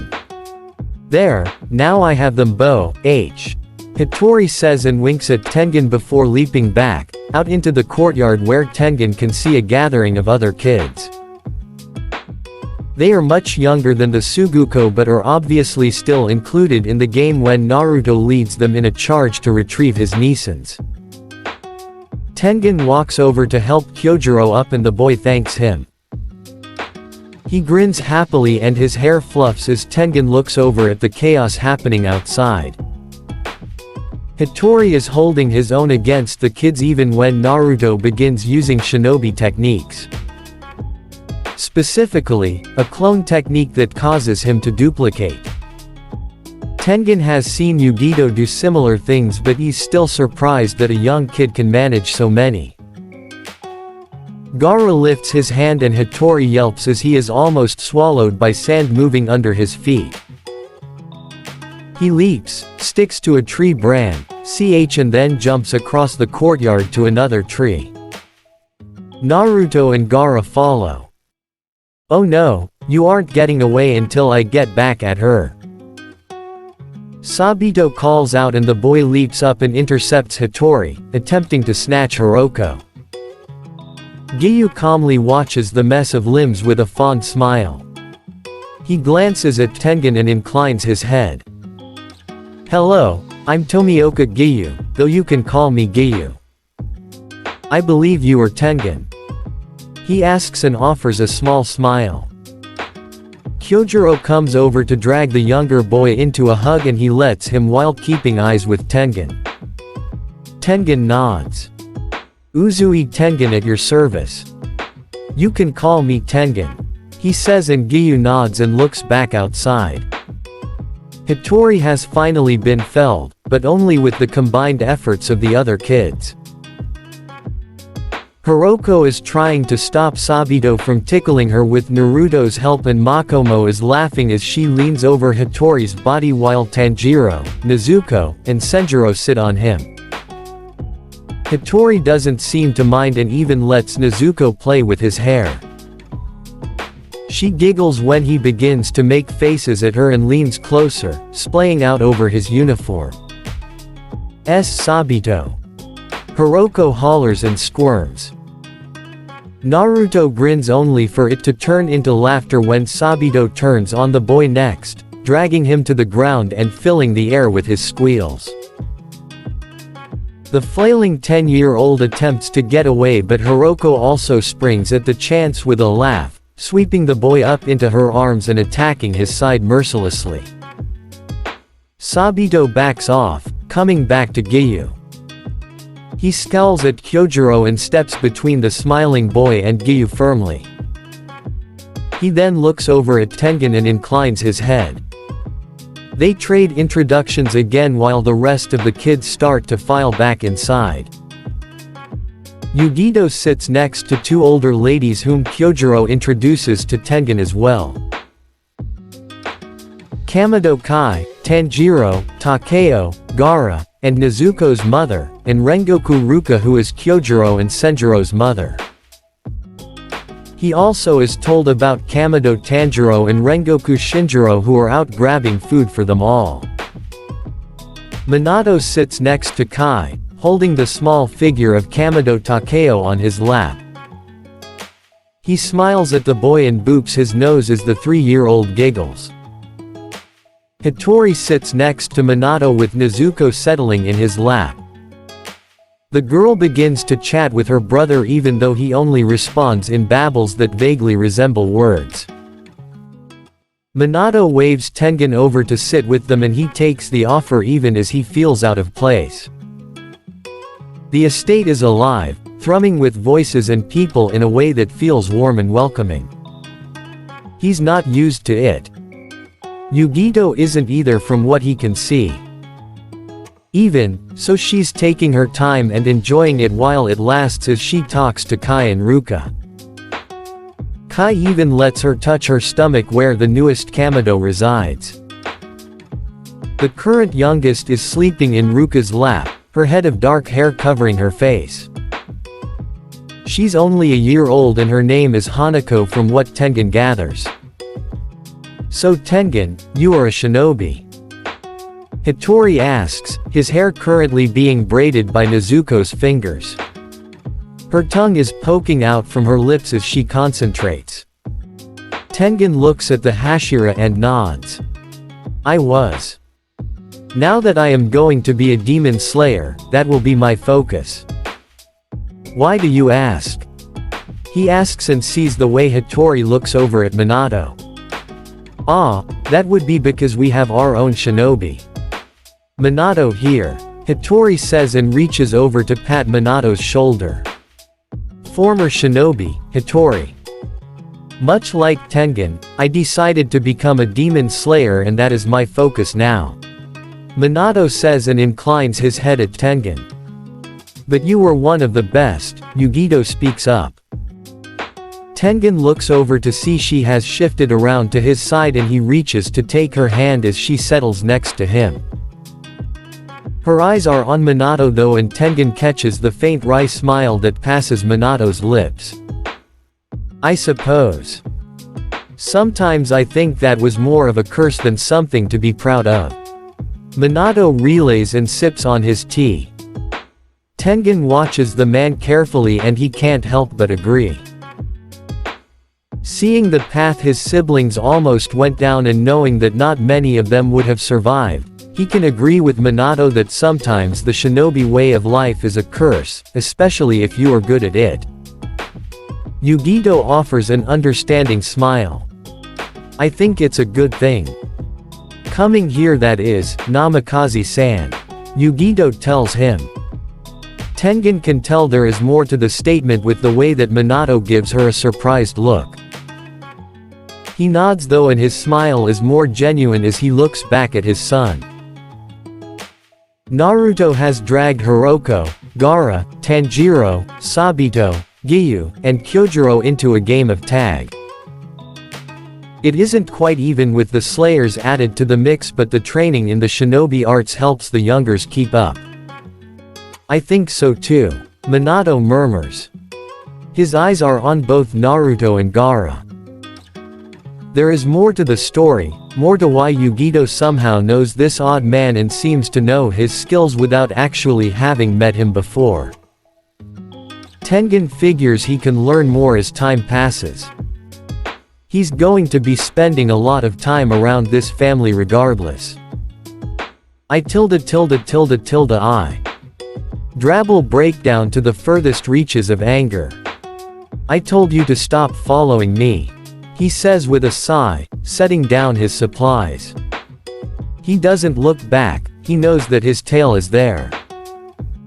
The man steps from the shadows, edging closer. A kid shouldn't be alone, not without his home, oh yeah. The newcomer says. Akuto grimaces and shakes his head. He begins to sort out what food he procured with the intent to make something sustainable for the night to come. And old men shouldn't be trailing after kids. Also, do you really have to rhyme every time you speak? He demands in annoyance. It's been so long that he should really be used to it, but he never asked for the company. He was searching for someone and this idiot just so happened to overhear his questions about the yellow-haired man known as Minato. He hadn't left him alone since. I'm not old, just a bit bold, yeah. And my rhymes come at the perfect time. You should lighten up before the sun brightens the day. He says and comes around to crouch next to Akuto. Akuto casts a sharp glare his way and the man raises his hands in surrender. Even so, he doesn't move away and Akuto shakes his head with a grimace again. He puts some of his food into a pot with a plan for soup with the rice he had bought in town. Whatever. Look, if you are sticking around at least be useful. Akuto says and tosses a potato at the man. Oi, chill, there's no need to. The man begins but stops when the fire begins to rise, flickering above its cradle while Akuto turns to cast a dark glare his way. Akuto knows he can't beat the man. The man has surprising stamina and resistance, shown when he jumped into the fight Akuto had with a demon a few months ago. Peel it and shut up, he says firmly and turns back to the pot. He lost his latest lead. Once again, the elusive man had vanished into thin air after slaying his demon. It didn't matter. At some point, Akuto would find Minato and he would make him answer for the damage he had caused. His hand clenches into a fist but he lets out a heavy breath. Yo, if I teach you some more tricks, will you not toss me to the sticks? The man calls. Akuto turns another glare at the dark-skinned man. Whatever be. If you want to stay then just do it, it's not like you listen regardless. He snarls. They settle into silence for some time, only the hissing and bubbling in the pot filling the silence. Only after a few minutes does Akuto finally relent and call over his shoulder, something water style would be good. I don't have any of those. B only smirks at him and goes back to peeling the potato. Drabble healing of the soul. Utakata delves through the multitude of fruits and vegetables. He knows that he doesn't have to be picky with his selection since he's going to be the only one eating it, but he can't help but choose the best options he can. He wishes he could make something nice for his host, but other than offering his blood he doesn't have a lot of options. Then again, since he healed so quickly he could offer more blood this time around than he normally did, if only to ease Tamayo's worry about the other clients they paid for blood. He shakes his head. The last time he suggested such a thing both Tamayo and Yushiro had turned on him in outrage. Well, Tamayo had been very insistent that he didn't need to, while Yushiro had snarked at him about pitying them. Utakata gains a small smile. Despite the topic he still enjoyed their company and appreciated their worry. Yushiro was often terrible at showing his care, but Utakata could tell that despite his dislike for people stealing Tamayo's attention, Yushiro appreciated the help Utakata offered. His eyes shift and he grabs another sweet potato. He almost grabs another tomato when he stills.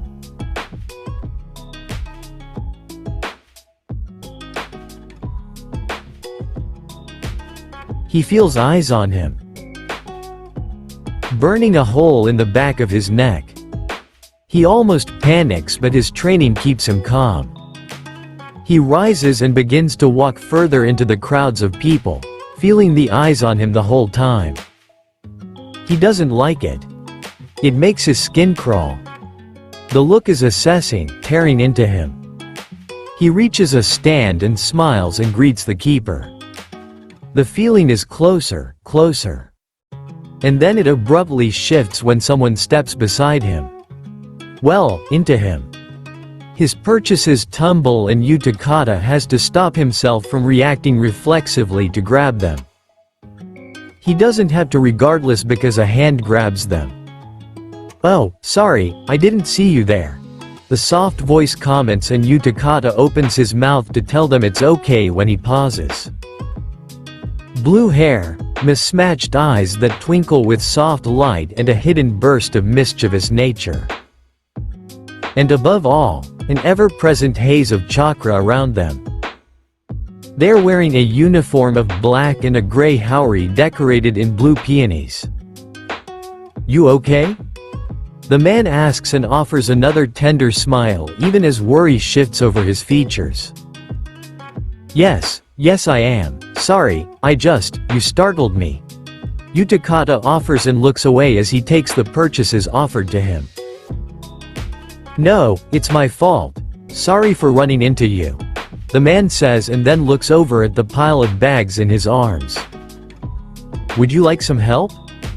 he offers. Normally, Utakata would refuse. Normally, he would never think about inviting someone to Tamayo's residence or bringing them with him. Saiken speaks up within him, telling him to do it. He doesn't think twice. "Actually, that would be nice, so long as it's not a bother," Utakata says and offers a tight smile. He can still remember the eyes, the feeling of them on his shoulders.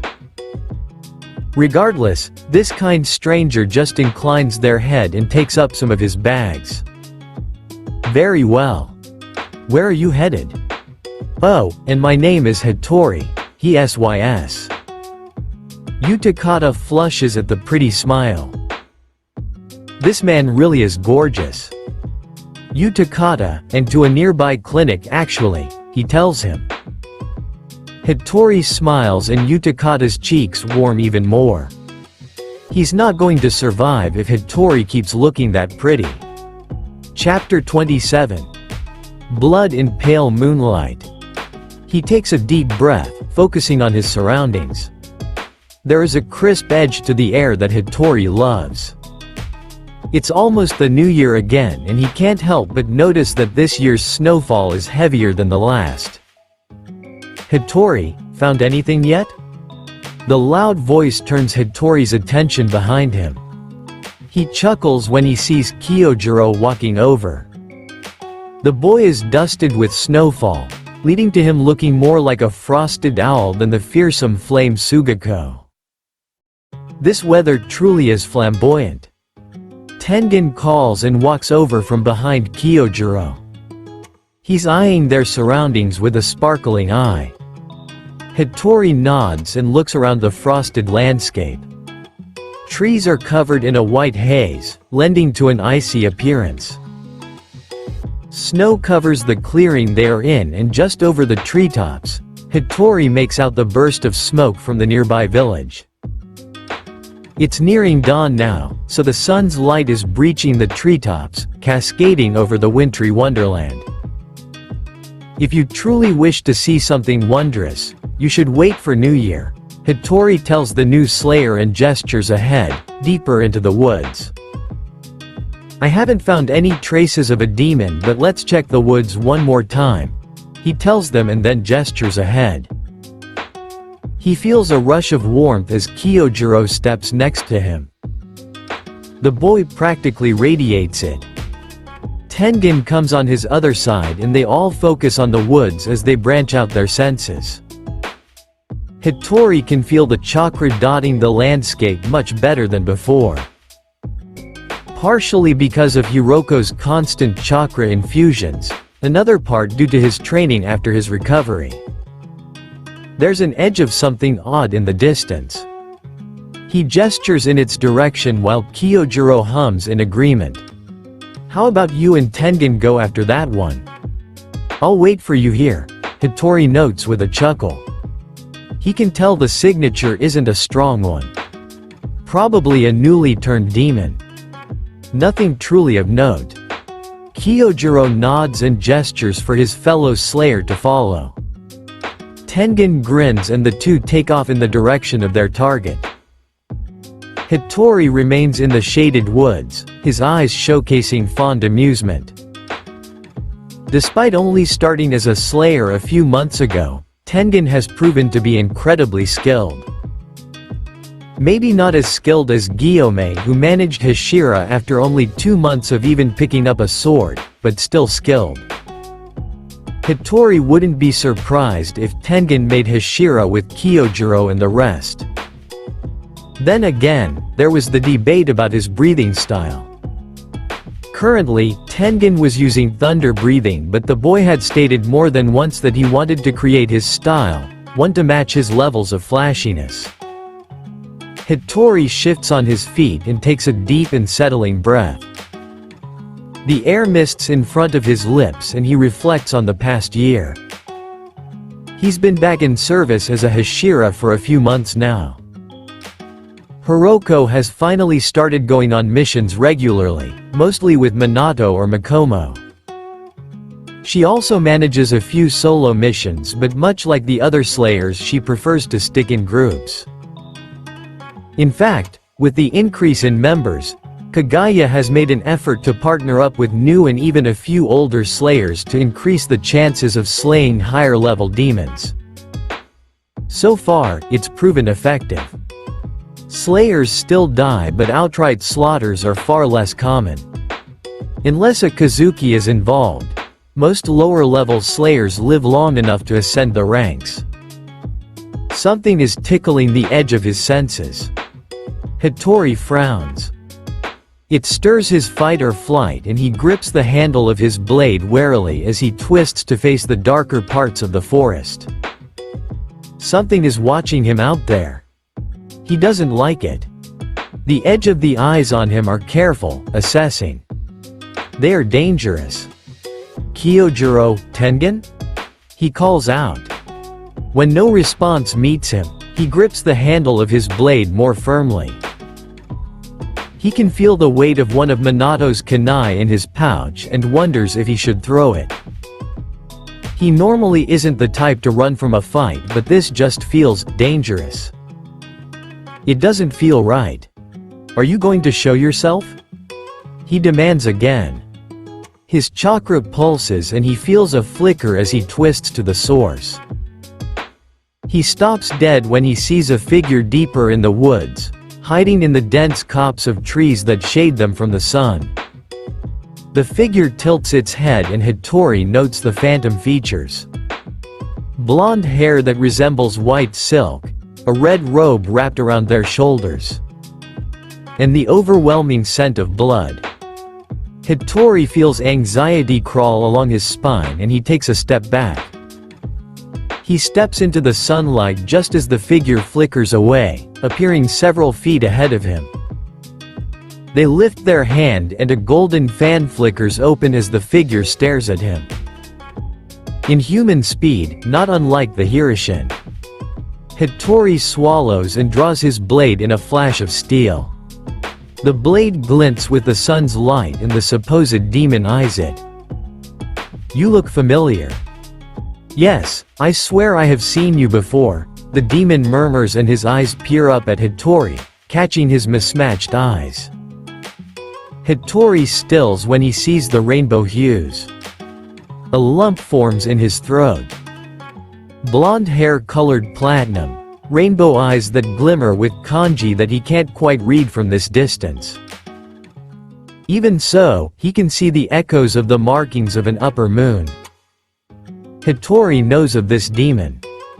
He's known of this demon for years. But your eyes aren't right. No, they should be dark, brown, I think. Or maybe it was black? The hair is longer than it should be, but the demon chuckles and the sound causes the hair on the back of Hattori's neck to rise. Yes. You look like him. That lovely slayer with a beautiful face. How interesting. The demon murmurs and takes another small step forward. Hattori backs away, standing directly in the sunlight while his eyes narrow. The demon's words ring in his head and his heart begins to pound in his chest. The demon grins at him and snaps its golden fan shut. His eyes shift back over Hattori again and then pause. He tilts his head and takes a deep breath. When he stops, he lets out a heady sigh. That scent, oh my, you smell like a mariachi. But, the demon inclines his head and Hattori jerks to the side. He watches as ice shards launch from behind the demon, slicing through his cheek from the speed.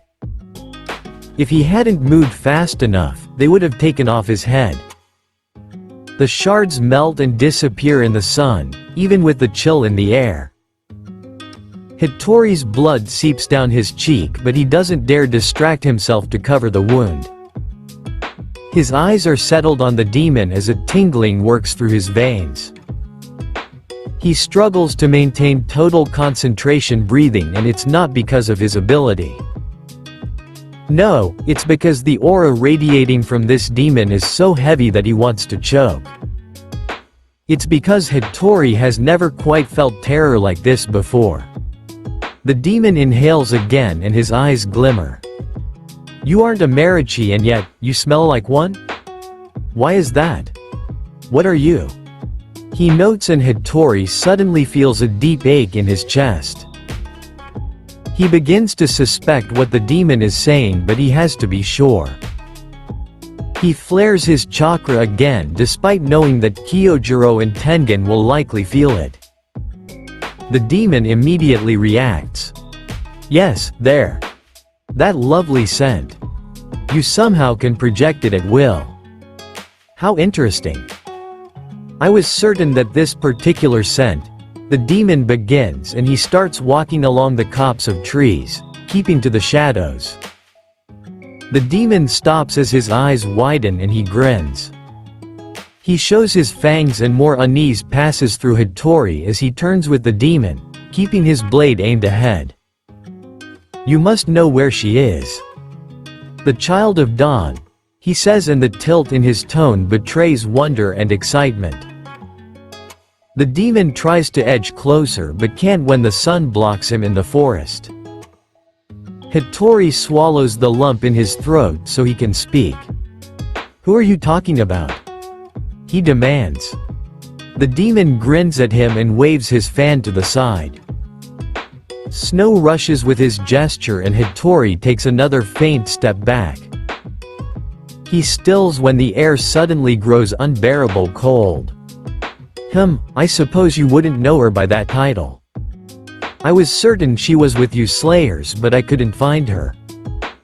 Yes, you must know where she is. The young girl who evaded me that night. Her mother was a pretty and feisty thing, but she didn't have the blood I wanted. She could have survived too if she hadn't tried to trick me. The demon comments, and even though he sounds sad and makes the correct facial expressions, Hattori isn't fooled. The demon chuckles and then folds his fan again. This time he reaches down into his robes and Hattori tenses considerably despite the ache in his lungs. The demon tugs something from his robes, but Hattori doesn't need to see it for long to understand.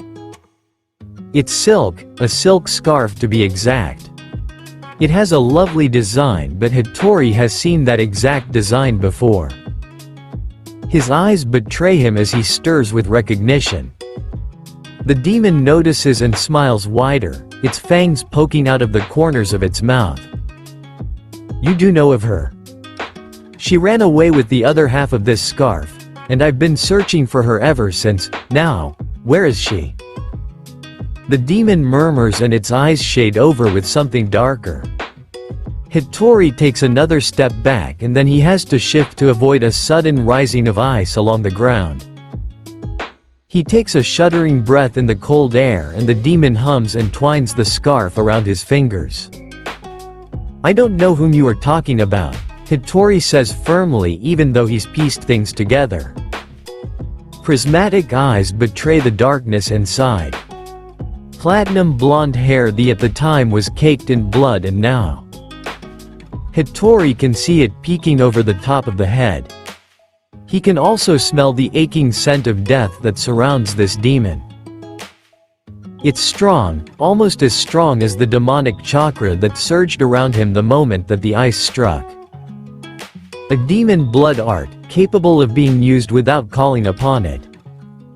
That was terrifying. Almost more terrifying than the achingly empty signature of demonic chakra around this demon. He could mask his signature. Unlike any other demon that Hattori had met, this demon could hide his nature from the likes of a Hashira. The demon shakes his head. "I know you do. And I know you can show me to her," he murmurs and lifts his hand. Hattori grabs the kunai from his pouch and tosses it behind him, deeper into the sunlight. He backs away with a jerk of his chakra and avoids the cascade of ice down on the field. He can feel two signatures entering the area, so he pulses his chakra in a warning haze. The demon tilts his head in confusion, but the pulse of signatures draws its attention to the side where Kyojuro and Tengen burst from the woods.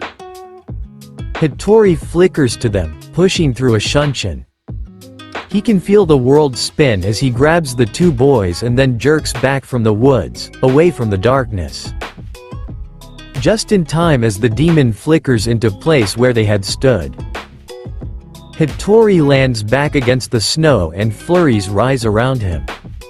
He looks at the kunai and counts. He had sent the kunai with enough chakra to tell Minato this was urgent. Damn it, but he hoped that. A burst of gold in the area.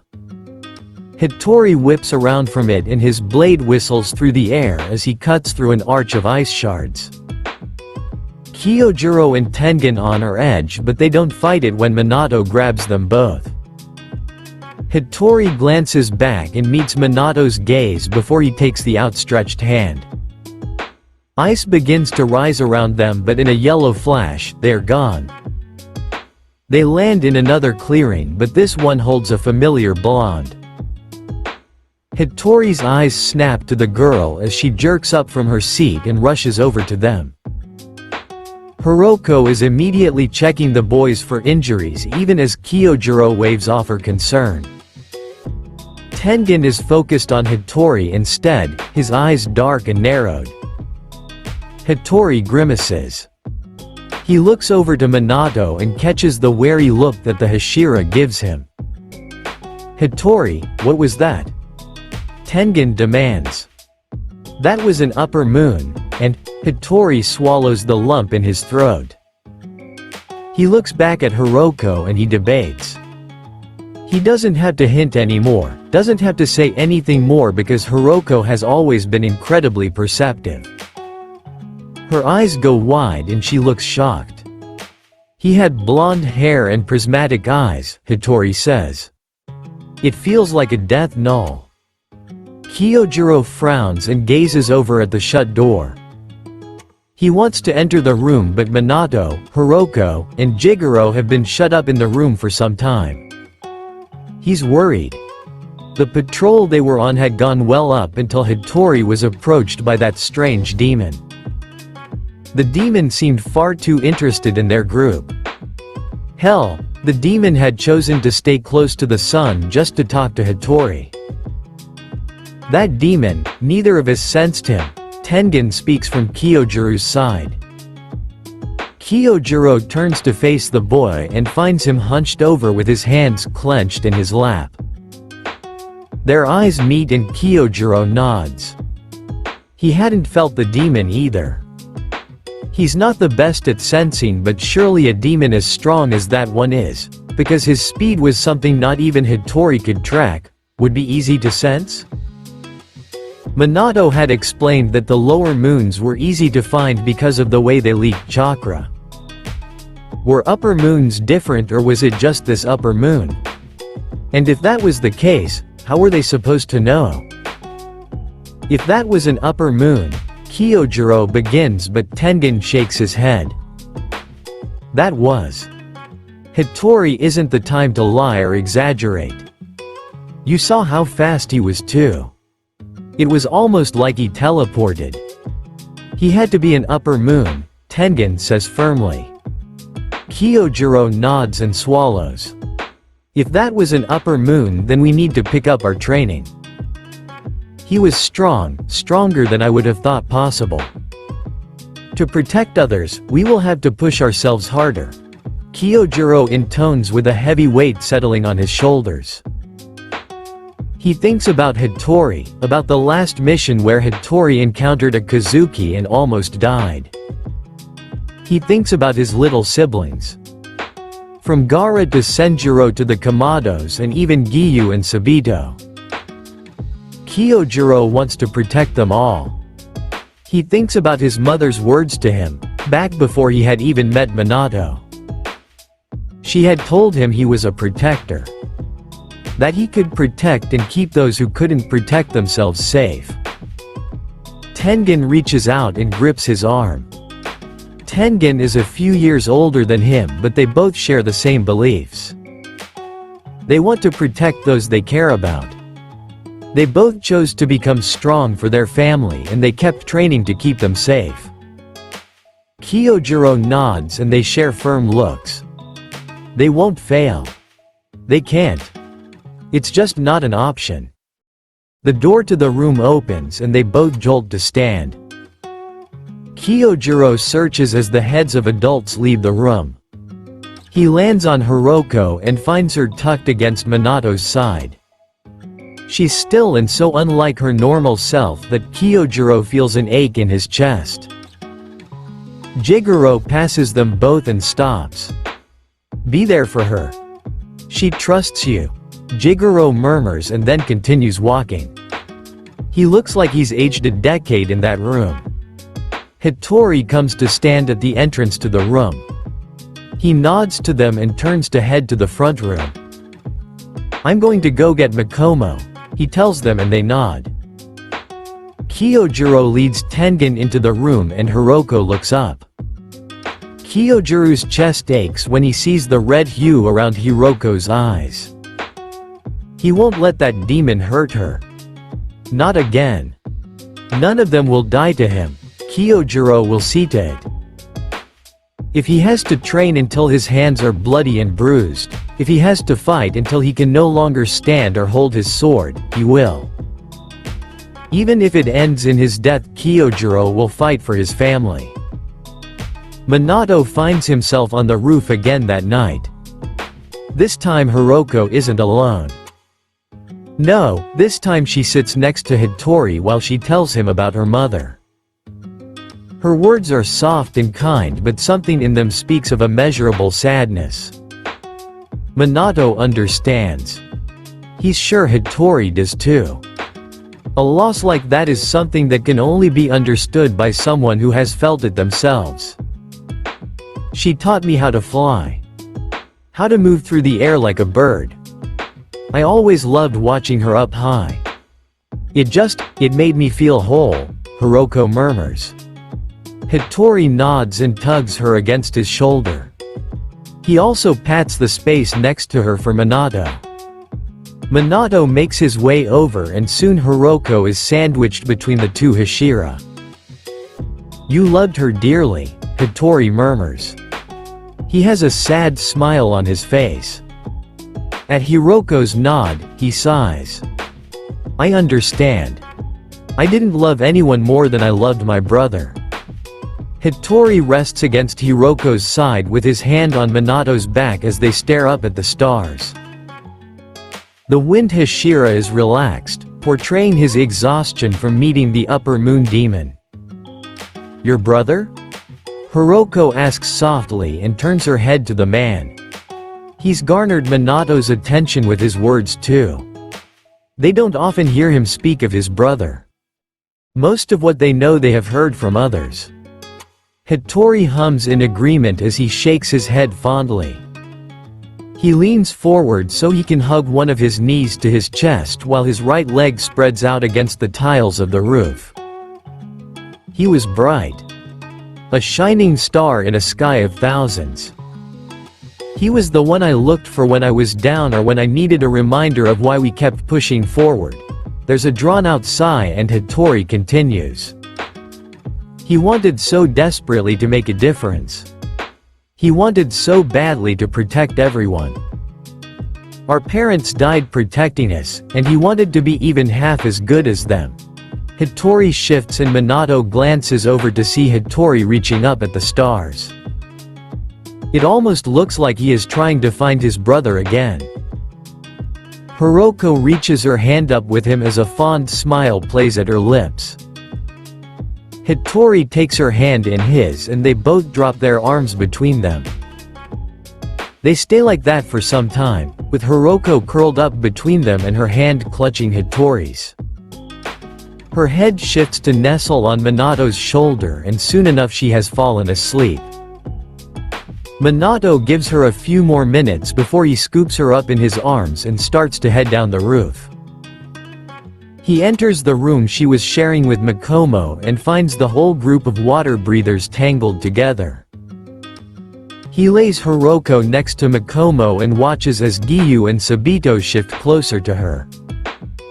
He leaves and finds Hattori waiting for him outside the room. They both shut the doors and head into the front room.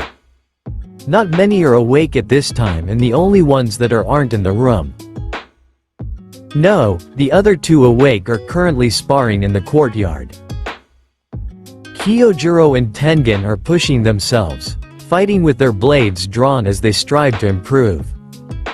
Minato can't fault them that much. He understands the need to get stronger for your precious people. He sits down at the table with Hattori and they both watch the two demon slayers go at it. They are silent again, but this time it doesn't quite last. Minato swallows a lump in his throat and asks the question that plagued him ever since he heard about the former Wind Hashira's demise. How did he die? Minato asks quietly. Hattori shudders. He shakes his head and looks down at his hands and away from the clash of blades. Minato almost thinks he's not going to answer when he finally speaks. We normally went on missions together. I ended up going on a different one because I heard of a lower moon and I didn't want Masechika to go alone. He's skilled but he was only 13. I'm not about to let a kid face that alone. Hattori shakes his head. It was a lower moon so it's good I went, but he ran into an upper moon? Minato asks. Hattori scoffs. He went out on a lead about a woman he had found before. The idiot liked her despite where she worked and asked her to work for him. She had been feeding him information on Asakusa's red light district when she suddenly stopped. The idiot went to figure out why and find her. He kept telling me he'd bring her home so I could meet her. The Kakushi he summoned reported a massacre. Bodies torn up, women half-eaten. It was horrible. Hattori looks down and finds he's shaking. He tries to quell the tremors with little success. Minato gives him as much time as he needs. It takes a few more deep breaths before he can continue. We only found his body. He was sliced open and ice cold. He tried to defend a group of women and only the one he went for survived. She was too terrified to really tell us much other than that he died protecting them from a demon. Hattori leans forward. He grips his legs tightly, shaking even as pain threatened to crush his heart in his chest. The phantom wound ached at the thought of his brother. Sometimes late at night all I can think is it's my fault. I should have gone with him. We always fought together, but Hattori shakes his head and trembles. He hadn't thought about his brother for some time, but with recent events, he couldn't help it. An upper moon had stood in front of him just a few hours prior. An upper moon was hunting someone he cared about. An upper moon had recognized him. He holds his lips tightly and grits his teeth. I don't know how I could live with myself after that. I still can't look in the mirror because I keep seeing him instead. Hattori goes quiet as his words sink into the air around him. His words echo the comment the demon made, the very comments that caused Hattori to go so quiet in the first place as he thought about them. That demon had recognized him and mentioned that he looked like someone else they had met. A pretty slayer with blue hair and dark eyes, possibly gray. Part of him didn't want to think about it, but Hattori recognized coincidences. There were none, not in their line of work. He wanted to rest. Maybe never open his eyes again. He was stressed and worried. He wanted to hide Hiroko away to keep her safe. He wanted to protect the boys currently training outside. He wanted to sit in silence just a little longer. Hattori couldn't though. He knew he had to keep moving. Exactly like his brother would have. Exactly like Minato had and was. Hattori's lips twitch even as his cheeks feel wet. Minato let out a heavy sigh that spread into the quiet room. He was sitting straight across from Hattori, but his head was bowed as he stared down at his hands. He understood better than most. My wife died saving me and my son. He begins. Hattori stills as Minato raises his head to fully press his hand on the back of Hattori's hands. The pressure is comforting and familiar. Hattori says nothing as Minato continues. She was so strong. For all the years before her death following Naruto's birth, she was in so much pain. There were nights that she would lie awake next to me and just shake because she was overwhelmed. Even so, she never showed it around Naruto. She tossed him up, loved, and carried him. She fought to the death to protect us, and Minato shudders and laughs. The sound is bitter and angry. I let it happen. The man who killed her had been my student for Kami's sake. I had taught the kid and he had turned around and threatened my family. She knew him, she helped raise the kid. Hattori grips Minato's hands back as the man lets out a heavy and wounded sound. Naruto acts like her, you know. He may look like me, but he has so much of her it hurts. Minato still remembers the morning after he met Shinjiro and the grief he felt then. He had thought he let it out, but this just showed the wound had only scabbed over, not healed completely. Nowadays he hardly ever felt like that. The grief was there, but when he was surrounded by the people he cared about, it was easier to just let it go. It rises to the surface now. I'm always scared I'm going to fail him like I failed her. He says it so quietly that Hattori almost doesn't hear him. His words, his emotions, and his experiences echo Hattori. It hurts so much. I'm so scared, and honestly, there are some days I wake up and wonder why I'm here. There are some days I hate myself so deeply because I'm not enough. Hattori gently knocks Minato's head with his hand and the blonde quiets. A dull throb works over him as tears fall across his face in thick drops. The two Hashiras sit in silence as they gaze at their hands and each other. The stars twinkle outside the door like diamonds. It's a different sky with different stars than Minato is used to, but at the same time, he's been in this world so long that he forgets what the sky he grew up with looks like. Hattori keeps his hand on the man's head because he knows the pain that Minato suffers and understands what it means to hate yourself because of your failures. He understands how it feels to break yourself apart and only put yourself back together when someone else needs you whole. They both lost someone because of their lack of skill. Hasehara's smile flashes in his mind's eye.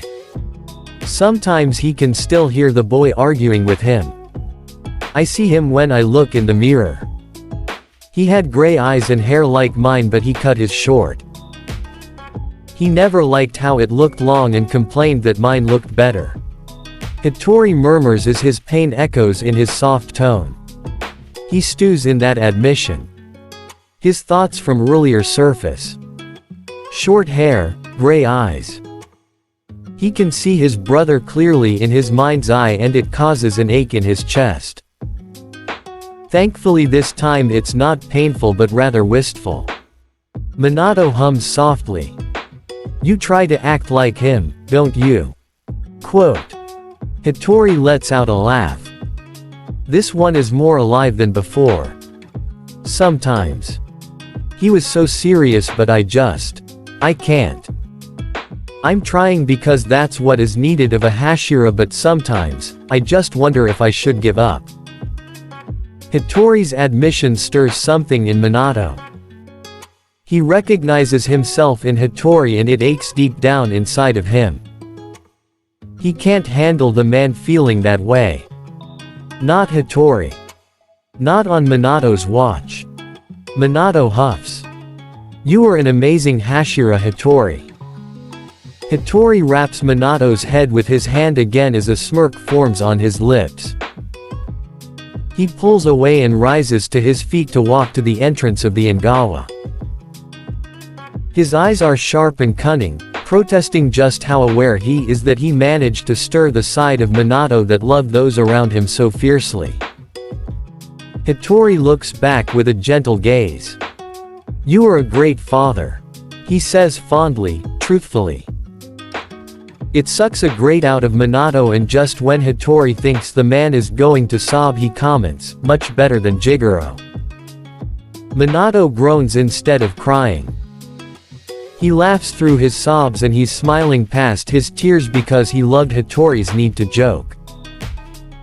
He loves just how easily the man can say something and lighten the mood. Maybe Hattori wasn't serious or stoic like his brother had been, but he was Hattori and that was what Minato needed. He says as much and Minato feels Hattori shake but there are no sounds other than Hattori's shaking shoulders as the man turns away from him. Minato suspects he's crying based on the shudders that follow. Minato says nothing. He doesn't need to, not after that. He lets Hattori stand in silence because he enjoys their talks and Hattori has proven to be one of his closest confidants. He's technically not as close to Minato's age as Shinjiro is, but they just mesh better. Maybe it was because Minato understood what it meant to be placed in such a prominent spot at a young age. Maybe it was because Hattori reminded him so much of himself following Kushina's death. Maybe, just maybe, it was because Minato saw Hattori as a brother. It could also be because Hattori was so much like Kushina it hurt sometimes too. He was always quick to make someone laugh and take another's pain. He knew what to say and how to be strong in the face of pain. Kushina would have loved him. They remained next to one another with an air of calm confidence around them. It was only later after Minato had all but drifted off from the comforting air that he heard the man quietly murmur. You remind me of him too. Minato says nothing even though he smiles. He says nothing and stands to head to bed while they both turn in for the night. Minato falls asleep with warmth in his chest and his heart feeling so much lighter. Hattori finds himself with a tag along on his next mission. It's surprising but Yugito chooses to join him when he goes to Asakusa. She's interested in seeing the city and with Tengen out on a mission with Makomo she opts to join him for some fresh air. He can't blame her considering how protective Gaara and Naruto have gotten after hearing about Hiroko's dilemma. They both argued with Hiroko about her going on missions but once she won, they practically stalked the house while swaddling their younger siblings. Gaara was far less obvious than Naruto but Hattori could see he was just as worried. Naruto had picked up on his Slayer training much to Minato's pride and horror. The poor man could hardly stop his son and he knew it. Instead, he chose to train the boy. It was easier to take breaks with Guillaume as another other now. They weren't nearly as pressed for time and they had a good number of qualified slayers that could take on heavier missions. Hattori had a feeling that some of the others would make Hashira soon too. Sakanji was seriously considering retiring and Makomo was at the level where she could take his place. Sabito and Giyu were nearing their official final selection date even though they had been going on missions with Makomo and Sakanji whenever they could. Lost in thought. Yugito comments with a small smile. She's eyeing him carefully and he chuckles and nods. Sorry, just thinking about your wayward brothers. The Jinchuriki ones. Hattori mentions and watches as Yugito sighs fondly. Naruto and Gaara are a handful. I worry for their siblings. If Tanjiro wasn't able to smell their intentions and if Nezuko wasn't so stubborn, then they wouldn't stand a chance against the protective streak in those two. Yugito comments with a smile growing. She's come to care for the boys just as much as the 6 little brothers she's claimed from the Uzuis. She still hasn't said yes to Tengen's proposals but everyone knows it's a matter of when not if. At least they aren't driving themselves into the ground with training. Hattori comments. Yugito grimaces at the reminder and nods. They both share exasperated glances when they think about Kyojuro and Tengen. Add Makomo into the mix and Hattori was certain that the group would work themselves into an early grave. Tengen had spearheaded creating his breathing style and already had a handful of forms. Sound breathing is based on thunder breathing. It was fast and fluid, acting more as a reaction-based style than anything else. Tengen had tried it out against Minato and they found it was almost faster than thunder breathing. It was interesting, to say the least. The city sure is lively, Yugito notes and directs their attention away from the dismal thoughts. Hattori nods and follows her gaze to the bustling booths and vendors. Hundreds, if not thousands, of people walk among them. There are too many to count regardless, so Hattori settles for just enjoying himself. It is. Well, I suppose you and I can part here and meet up in this spot later. Hattori mentions. Yugito had come along for a reason after all. She chuckles and nods. Trying to get rid of me already. She teases but Hattori only smirks back. They nod and part ways. Yugito is heading out with her mission in mind so Hattori takes to his. He flickers away from the masses and appears on a rooftop. He pulses his chakra and keeps an eye out. It takes a moment but he locates what he's looking for deeper in the city. He travels along the rooftops to avoid the crowds, flickering above them faster than most can detect. When he finally grows close enough to the signature he descends back to the ground. There aren't as many people in this area, and even fewer as Hattori ducks into a side street and follows the signature. The demon scurries, trying to avoid him. It's caught on that he's tailing it. That's fine, Hattori knows he can find it regardless. He twists and follows the scurrying demon through alleys and then picks up his pace as the frantic nature of the demon shows through. It rounds an alley wall and comes face to face with his blade. It cries out and backs away but Hattori is already moving. The demon barely gets to cry out as he takes its head from its shoulders. It bursts into ash and Hattori straightens and sheathes his blade. He sighs and turns to head away but stops. His eyes catch another deeper in the alley.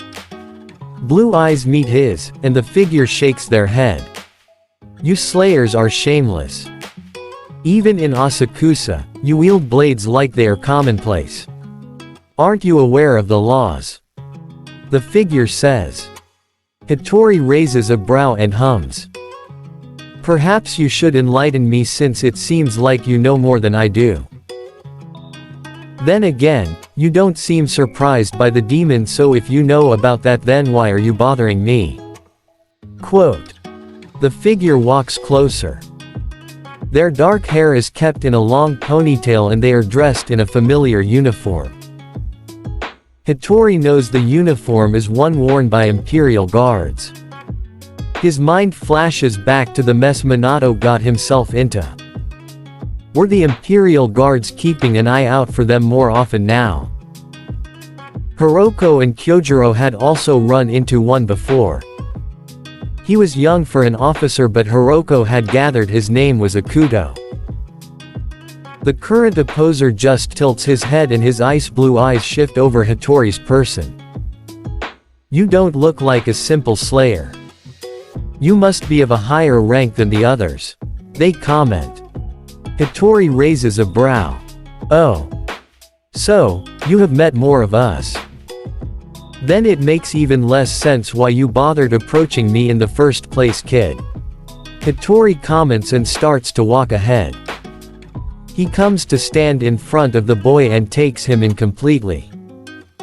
He has to come from a noble family. The features are too well defined for him not to. He also holds himself like a soldier, with an edge of danger in his limbs. His lips twitch into a scowl as he glares at Hattori for his words. He's not amused. Cool, neither is Hattori. If you'll excuse me, I have other matters to attend to. Hattori comments and flashes a dangerous smile. He walks past the boy and gets a pace behind him when the boy whips around. Hattori reacts quickly. The boy is pressed against the wall of the alley with his hands pinned behind his back for a moment. Hattori presses the arms into the kid's back while he leans down to the boy's ear. Seriously, walk away. You don't want to pick a fight. I can't kill you, kid, but I can hurt you. Hattori warns. Demon slayers aren't supposed to hurt people. That was one of their rules. Even so, there were exceptions. If someone helped a demon knowingly, then they were fair game. If someone interfered with a demon slayer's duties knowingly, then they were also fair game. Demon slayers were supposed to protect the general populace, so if someone attempted to stop them, then they were to weigh the lives of many over the lives of one. Funny, you aren't the first person to do this. The boy says sharply. Hattori tilts his head to the side and avoids the boy attempting to headbutt him. He then pulls away with a jerk when flames burst around the boy's hands. The next moment Hattori is drawing his blade and blocking a strike from the boy as he draws a blade on him. Hattori's eyes darken in annoyance. He really doesn't want to deal with this. He pulses his chakra and he gets a view of bright blue eyes before the boy is dropped to his feet. Hattori weaves around his blows and notes the practiced stance. It's just too bad that he understands the strikes from the boy more than almost any other slayer. It's hard not to when at one point, Hattori had also been taught them. He grabs the sword from the boy and then tosses it to the side where it sticks into some singles. He ignores the sound and summons rope from one of his scrolls. In an instant, the boy is tied up, bound in all manner of ways while Hattori crouches down in front of him. Look, I don't know what problem you seem to have, but drop it. You aren't taking out a Hashira, even with your admittedly skilled prowess with a blade. You just can't manage it as a simple soldier. So, chill. Take a breather and think about your next action carefully. Hattori comments. He then rises to his feet and walks over to grab the blade. He pauses when he notes the build of the blade. It's a normal steel color from the tip down to about a quarter of the length of the blade. The rest is brilliant red. A Nichiren katana. He murmurs with a raised brow and turns back to the boy. He eyes him carefully, searching for one thing in particular as his chakra pulses. Burning embers, like live coals, tickle the senses. It reminds Hattori of Kyojuro, Senjuro, and of Tanjiro when he dances. Akuto isn't it.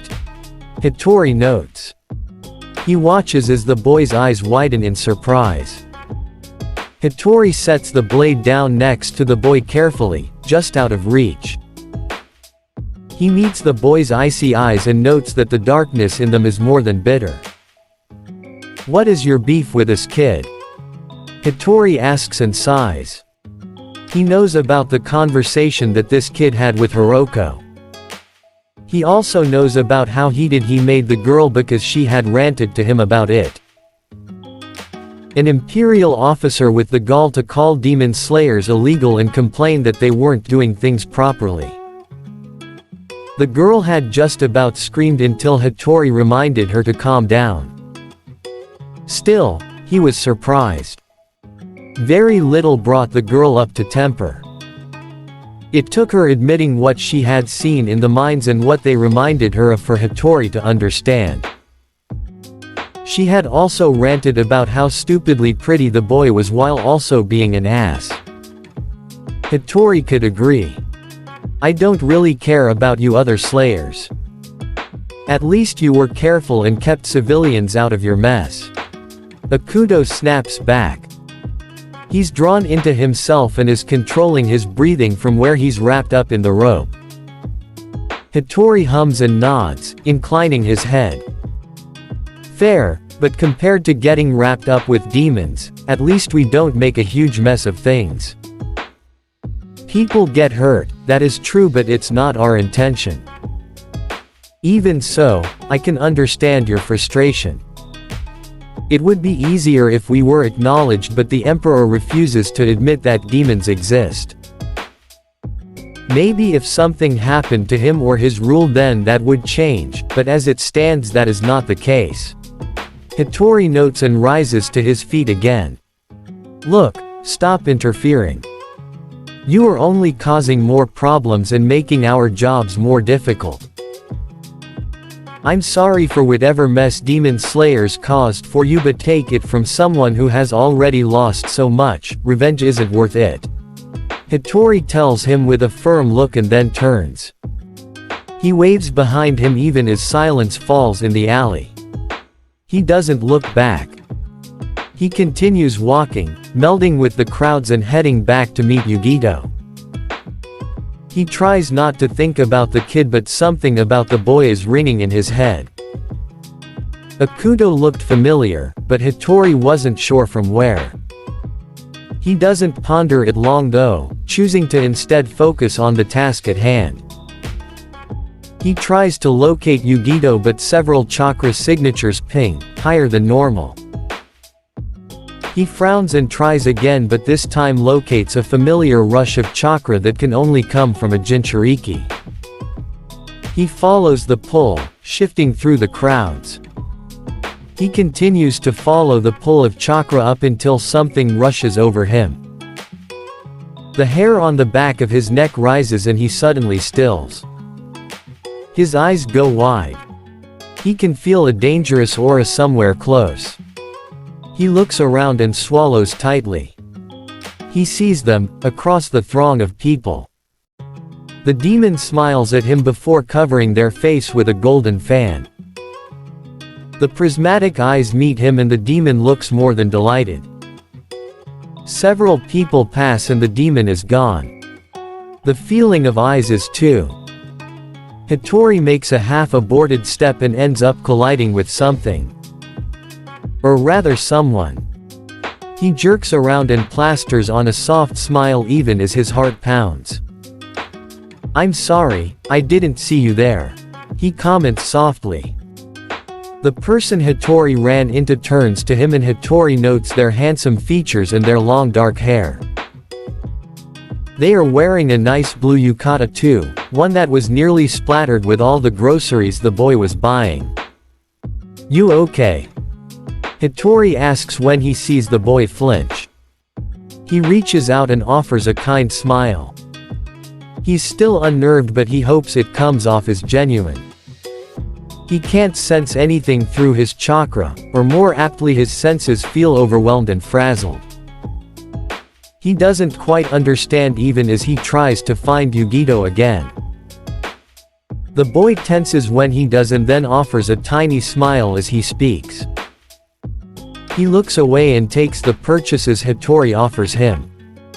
Yes, I am sorry, you startled me. He tells Hattori. Hattori shakes his head. No, it's my fault, sorry for running into you, Hattori tells him truthfully. He hadn't been paying attention after he saw him. He shifts his eyes over the boy again and notes the piles of bags in the boy's arms.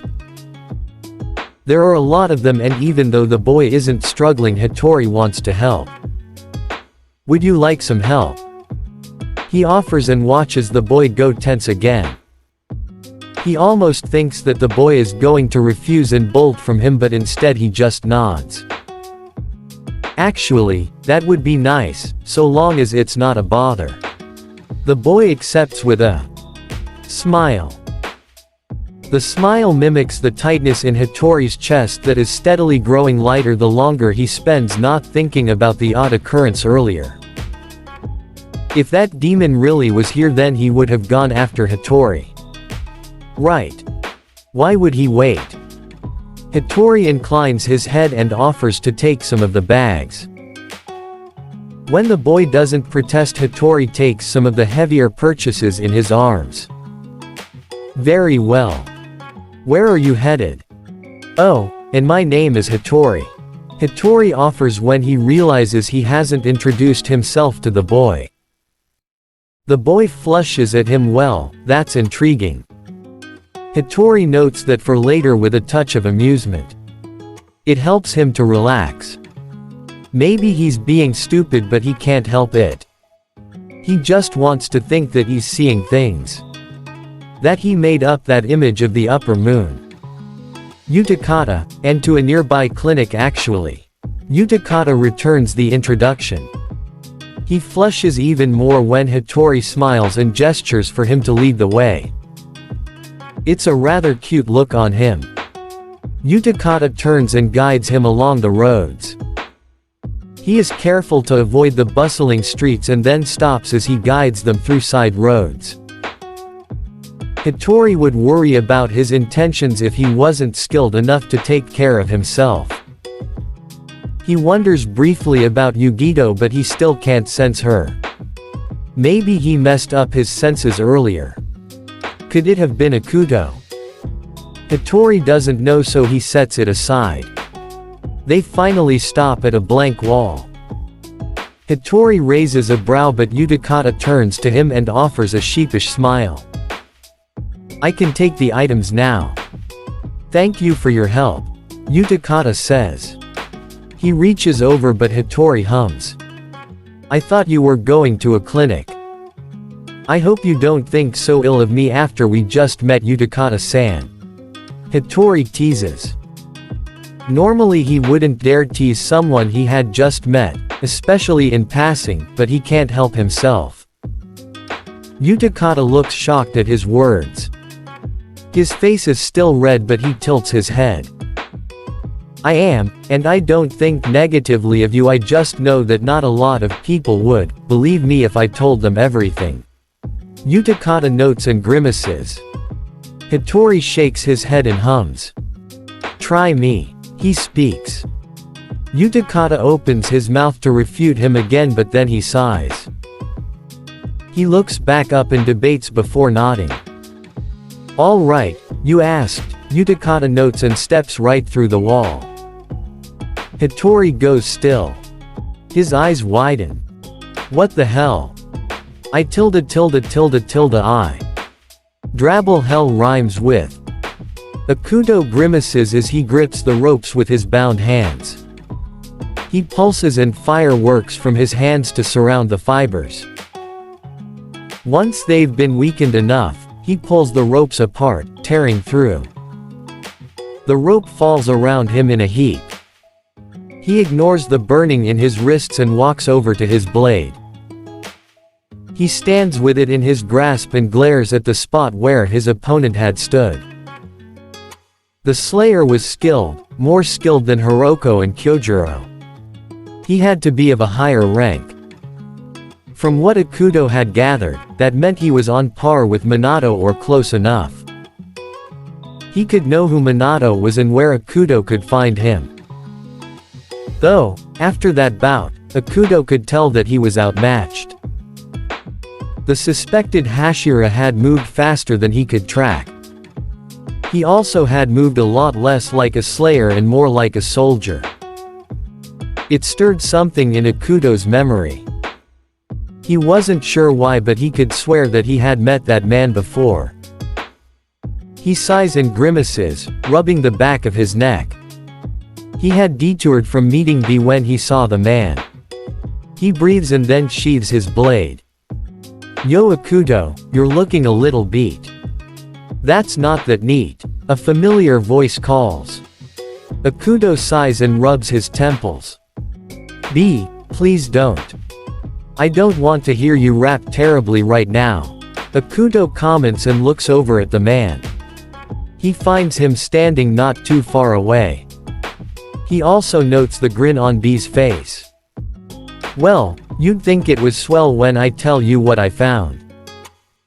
Little Yugito is here, I can feel her chakra near. She's alive and that's no lie." In essence, he stars up again, but Ikuto can't quite control his temper. B jerks his head to the side. His face gets cut as the ringing of the blade echoes in the alleyway. Ikuto levels him with a sharp look. The blade is stuck a good 6 inches in the wall. B doesn't bother pulling it out as he steps away from the ringing handle. Ikuto walks over and jerks to the blade from the wall. He isn't careful and the blade breaks with a harsh noise. He doesn't care, sticking the blade to his side. There's a row of other blades hanging at his side, normally hidden under his uniform, but now as he puts another next to it, they become more apparent. Each one is brilliant and red along the blade with varying handles. The actual blades are oddly shaped. More aptly, they are broken. Just like the other blade where it's been shattered to the red portion of the blade. "You said your friend was nearby. Let's find her then," Ikuto says. B nods and follows. He doesn't say anything else. "Drabble found family." "No," she says firmly. Anger rushes through her. She couldn't believe he'd do this. She's been around him for over a year now regardless of his worries. She can handle herself. Akaza levels her with a sharp glare. His lips twist into a growl. Fu mimics the look much to his annoyance and slight pride. She's gotten better at that. "You can't keep following me. It's getting too dangerous for you, Fu. You need to go somewhere safe," he says sharply. Fu shakes her head. Her eyes drift to the family he just tried to drop her with. They look nice enough. 2 older girls with black hair and purple eyes. The eldest looks kind even though the younger is sharp. Fu thinks they are cool. She's been watching the family for some time because she likes them. She doesn't want to go with them. Not if it means she has to leave Akaza. She's fond of the demon. Even though she knows he's a demon, she doesn't care. He's never hurt her. Hell, he won't kill women or children. She respects that. Not a lot of people follow those rules. Even fewer are monsters that manage that. She's a monster too. She understood him and she thought he understood her. I don't want to. I've been fine so far. Just let me stay, Fu says firmly. She's angry, more than angry really. She thought she finally had someone she could trust. Her eyes water. She tries not to think about it. Akaza eyes her and he tenses. He clenches his hands into fists and looks away. I don't, he grimaces and then snarls. He jerks around and drives his fist through a tree. She says nothing. I don't want you hurt, Fu, he says firmly. Oh. She takes a deep breath. She understands now. He's worried about and for her. He's worried that she won't be protected. Is it really that bad? Can you really not face it? She asks quietly. Akaza doesn't look back at her.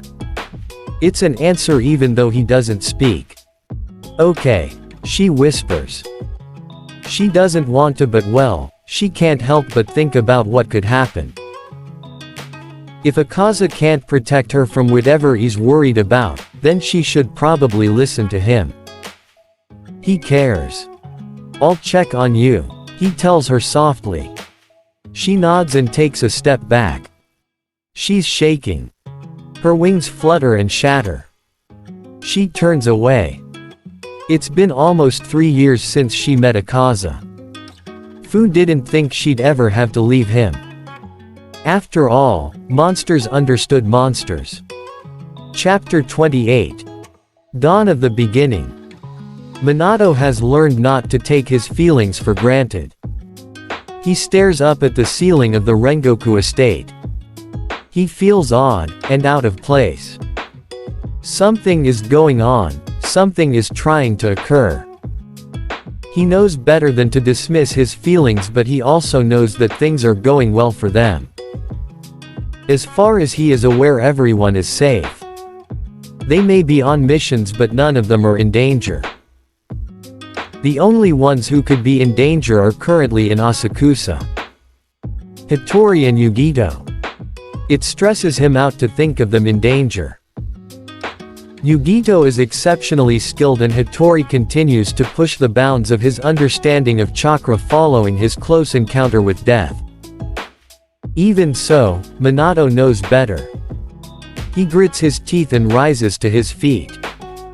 At that moment he comes face to face with the small figure of Nezuko. She's settled in a crisscrossed position in front of him with her wide eyes peering into his soul. Nezuko? He asks calmly, watching the girl furrow her brow before she pushes forward and settles a hand on his face.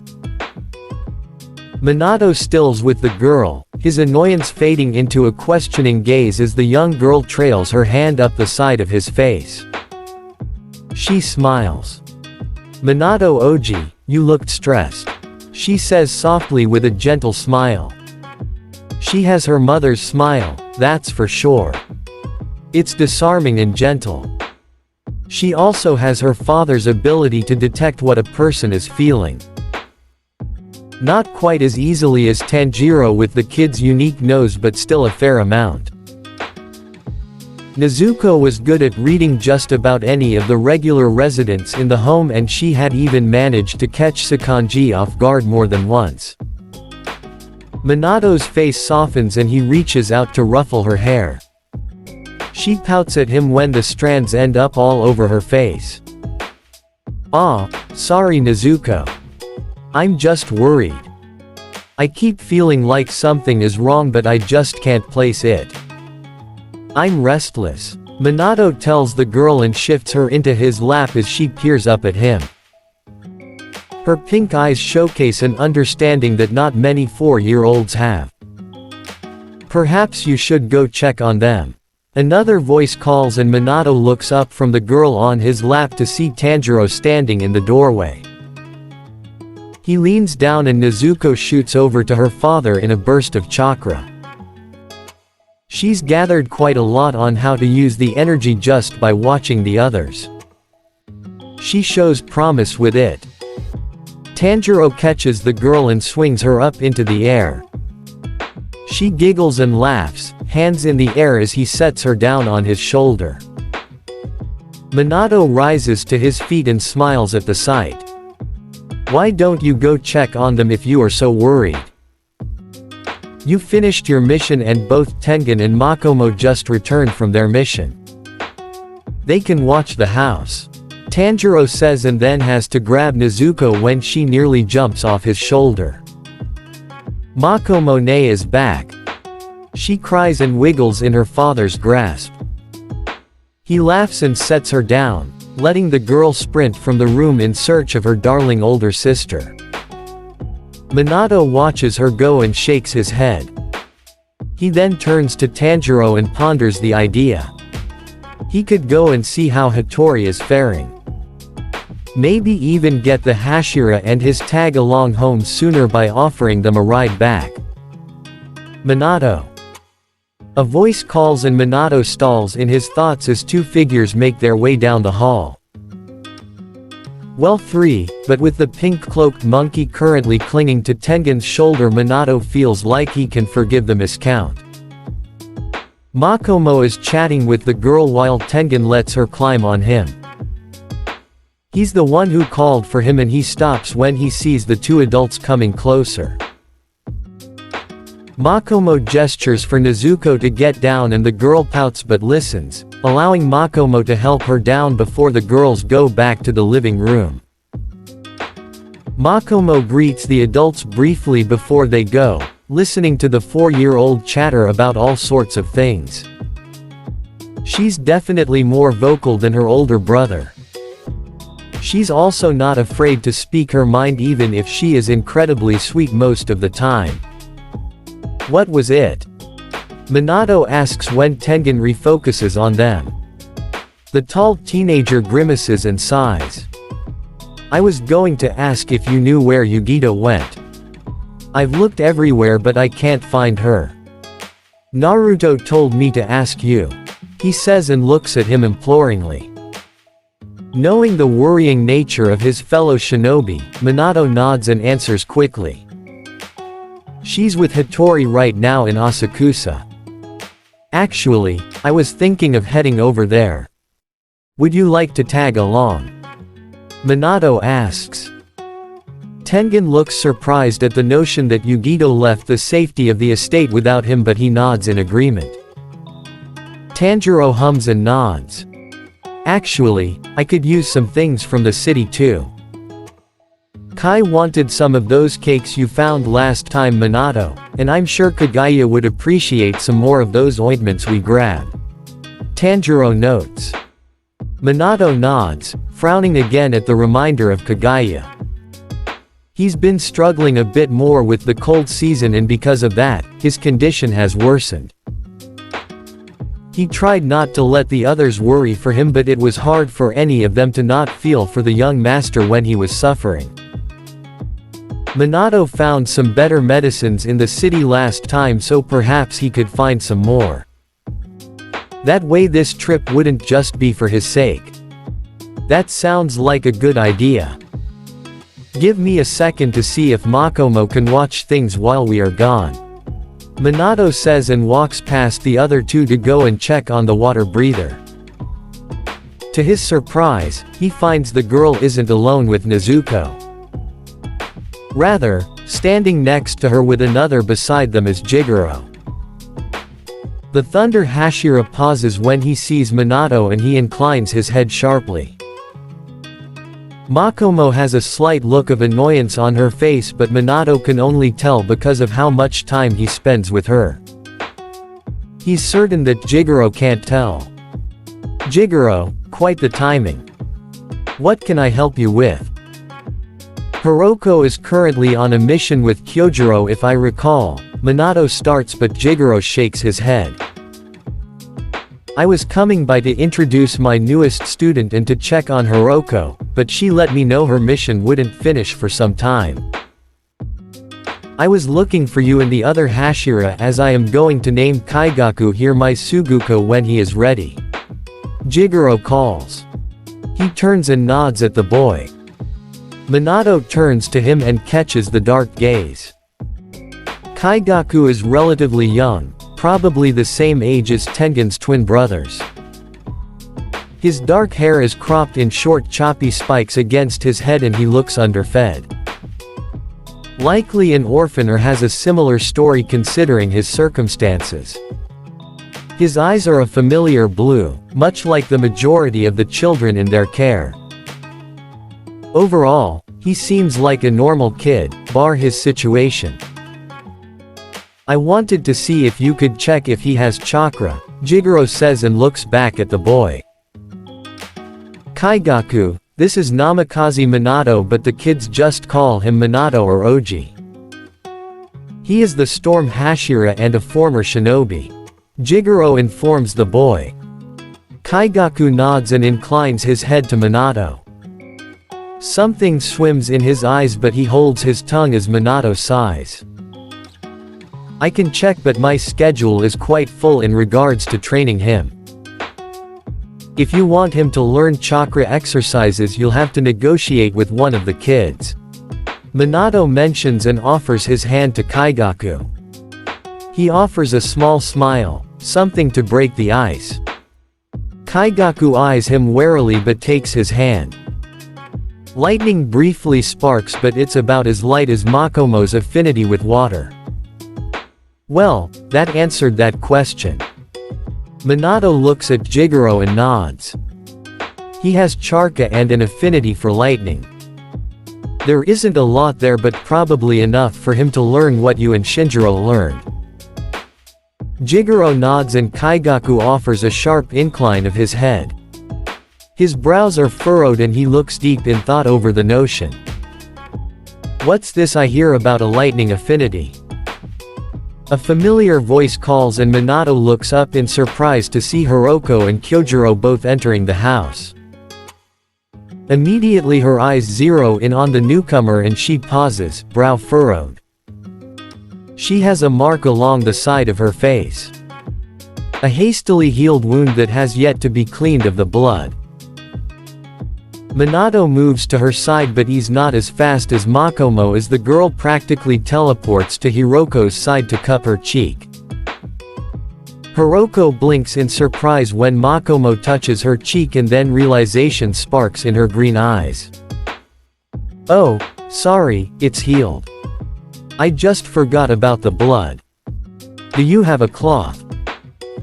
She asks and her eyes soften as Makomo takes out a scrap of fabric and adds water to it before wiping down Hiroko's face. They both share looks and then turn back to the party at hand. Kyojuro has walked over and is now leaning over Kaigaku while the boy eyes him in apprehension. It's almost comical. Minato knows that the Rengoku are an interesting bunch and can be intimidating at times and it seems like Kaigaku is getting their first-hand experience in that regard. Hiroko comes over and slings an arm around Kyojuro's shoulders. Or she tries to but the boy has grown quite a bit and she has to stand on the tips of her toes to manage it. Kyojuro grins at them both and nods sharply. I'm Kyojuro. Hiroko is a good friend of mine and she also has a lightning affinity. Naruto does too, but I don't know where he is. Kyojuro begins and turns, toppling Hiroko and catching her even as she sputters. His lips are twitching as he hauls Hiroko back to her feet and she flashes him a glare. While Kyojuro looks for Minato's son, Hiroko goes back to Kaigaku and offers him her hand. I'm Hiroko, as I'm sure you know. I take it you are being trained by Kawajima Jiji? She asks. Her odd address of the Thunder Hashira earns her a surprised look but when no one else says anything Kaigaku seems to accept it. Yes. You are also his student, aren't you? Kaigaku asks but he seems unsure. Hiroko chuckles and shrugs. It depends on the day. Officially I'm 2 sans, Minato I mean, Suguko, but I still learn and drop by Jiji's home when I can. Most of us Suguko jump between trainers so it's not surprising. Hiroko tells him and then she turns to the side. Jigoro walks over to speak with her, and Minato steps closer to them, thinking about jumping in just as Tengen steps in front of him. "Weren't we going to head out? I'm sure Hiroko and the others can handle the house," Tengen comments. His eyes shift over to the girl briefly and she waves at him with a small smile, cheeks burning red. Makomo blocks his line of sight and levels Tengen with a sharp look and a threatening smile. Minato doesn't want to know what that was about. He just nods to Tengen and turns to search for Tanjiro.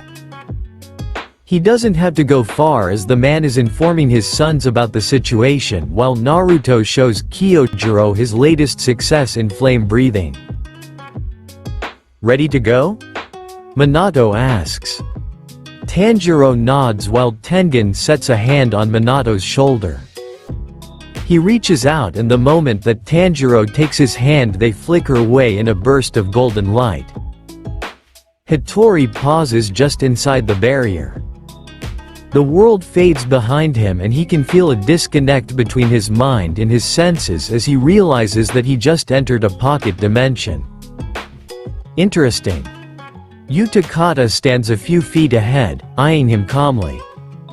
Hattori shifts his gaze back to the boy and hums gently. Not the most expected thing, but he supposes not much is. Especially when one's senses aren't about them. Hattori still can't feel Yugito, not completely. He can feel her all around him and yet not, and it's messing with his head. He decides not to mull it and follows Utakata calmly toward the hidden home. The door opens and Utakata calls out a greeting to the woman waiting at its entrance. Hattori stalls when he sees her and he tenses considerably. She has soft and kind features. Her eyes are a soft purple and her hair is kept behind her head in a carefully constructed bun. She's dressed in a doctor's smock. She greets Utakata fondly in a soft voice. "Welcome back. Was your trip successful?" she asks. "It was. I ran into someone though," Utakata comments and grows sheepish as he gestures back to Hattori. There's another moment of silence when they meet gazes. Hattori takes a deep breath, spreads his senses. Yeah. He feels it. But he's also confused. Incredibly so. He offers a smile finally and tips his head in greeting while bringing the packages closer. He would wave but his hands are full. "Hello, I hope I am not causing any trouble. I bumped into Utakata and wanted to help him out. I hope this is all right?" he asks. It's a test. One that he isn't quite sure he wants this woman to pass. She inclines her head and offers Hattori a gentle smile. "That is fine. Please, come in, I can make some tea," she says and opens the door wider. Well, that answered that while also opting for more questions. Hattori was quite puzzled about this situation. He pulsed his chakra again, and despite the clouding, he felt it again. No doubt about it, this woman was a demon. And yet she was inviting him into her home. She had a human person living with her and she wasn't raving mad for blood. Instead, she was calm and polite as they made their way into the sitting area. "My name is Tamayo and I run this clinic." "You are?" Tamayo asks and Hattori debates for a moment before he decides on the truth. He's sitting in the home of a demon and she is politely asking him for his name. He's sitting a few feet away from her and she isn't trying to attack him. It's a lot to wrap his head around, but Hattori can act on his feet. He's always been able to think quickly and he likes to believe he has a level head on his shoulders, even with his childish nature. "Say Hattori at your service. I'm the current Wind Hashira, which makes me beg the question," Hattori starts, taking his tea and sipping it after smelling it. It's a lovely blend, the kind that he would find at Urokodaki's home. His mismatched eyes catch the calm gaze of his host and her lips twitch as she realizes his line of thought with his admission of his rank. What is a demon doing running a hospital? Quote. Minato frowns as he reads his different marks. He's standing in one of the busier sections of Asakusa with Tengen and Tanjiro next to him. He's trying to keep to himself, but each time he reaches for his other marks he finds it harder and harder to locate them. Hattori's marker is completely hidden. He can't find it, but he knows it's here. Yugito's is masked, almost like she has a heavy amount of chakra around her, which is concerning. I can't find Hattori. He's in this general area, but otherwise, something is messing with my senses, Minato says reluctantly and walks over to Tengen. The boy looks uncomfortable at the notion that they can't teleport to either of the two. Tanjiro raises a brow and then turns to look at the bustling market. It's dark, but the city hardly shows the time of day, with the lights cascading warm hues over the heads of its patrons. Then we try the old-fashioned way, Tanjiro says and gestures to a stall. He offers a kind smile and the other two slayers follow his lead. Tanjiro begins to ask around. Hattori is quite the eye-catching sight and Yugito isn't far behind. She may not have a strange hair color by their standards, but most of Japan still isn't used to a prevalence of blondes. They get a few leads quickly. Hattori is easy to place, and the last stall they go to mentions that he helped out another patron of the stall after bumping into him. The boy he helped was an apprentice under one of the local doctors too. Minato frowns. The most they get about Yugito is that she was briefly seen near a sword stall, but otherwise not many recognized her. Not the best lead, even if Minato isn't surprised. Yugito was a trained shinobi both in this dimension and the last, and she was probably putting her skills to use so she could track the Biju chakra. Damn, Minato mutters and rubs the back of his head. He garners looks from his companions but closes his eyes. You forgot you could search for Matabi, didn't you? Kurama chuffs in his head, mocking him. Minato tries to ignore the fox, but the laughter causes his cheeks to burn just a fraction. He turns to the source and then stalls. 2, no, 3 signatures. He swallows. There are 2 other Jinchuriki here besides Yugito. One of them is close to her, the other, it's fuzzy. It was around here recently but suddenly vanished, and now I only can get traces, Minato tells them. Tanjiro hums and looks over at Tengen. Well, how about we split? I will keep looking here and the 2 of you should head out to find Yugito. You will know where to find me, Tanjiro calls and gestures to the mark Minato gifted him. It's not on a kunai like the others, but rather hanging around his neck in a similar talisman to those on his ears. Minato doesn't like the idea of leaving the man without a demon slayer, but he knows that Tanjiro looks unassuming enough and can handle himself. He's an adult after all. He looks at Tengen, and when Tengen nods he agrees, and they both head in the direction that Minato sensed Yugito. Tanjiro watches them go and then turns around to the stalls. He still has his shopping to do. He abruptly pauses when he sees a head of odd-colored hair. It's a boy, possibly an adult, arguing with a burly-looking man holding a sack of purchases aloft. That's not a good sight, and part of Tanjiro knows he should just leave the boy without his back up, but the majority of him understands he can't leave a person in need. He walks over and plasters a calm smile on his face. Agitation wafts from both parties, but the smaller of the parties also has something deadly underneath their facade. I would appreciate it if you would drop the bags. I need to get home, the boy speaks. He has a formal countenance, but his words drip with malice. Oh? Come on, you can't be in that much of a hurry. Where's your friend? Is the pretty boy not around today? The burly man inquires. As he speaks, Tanjiro gets a waft of alcohol and he has to calm himself. Before the young man can answer, Tanjiro steps between them. He reaches out and grabs the parcel, moving faster than most can register. He stops to face the burly man and offers a very calm retort. I believe you need to go home, sir. You are making a scene, Tanjiro states. The burly man opens his mouth and his face goes red. He hardly gets to speak when the young man to Tanjiro's side scoffs. He hardly needed to accost me to cause a scene. His face does the job well enough. Well, crap. Tanjiro is suddenly grateful that he's lived in a house full of shinobi and rambunctious children training to be demon slayers because it's trained his reflexes to a honed point.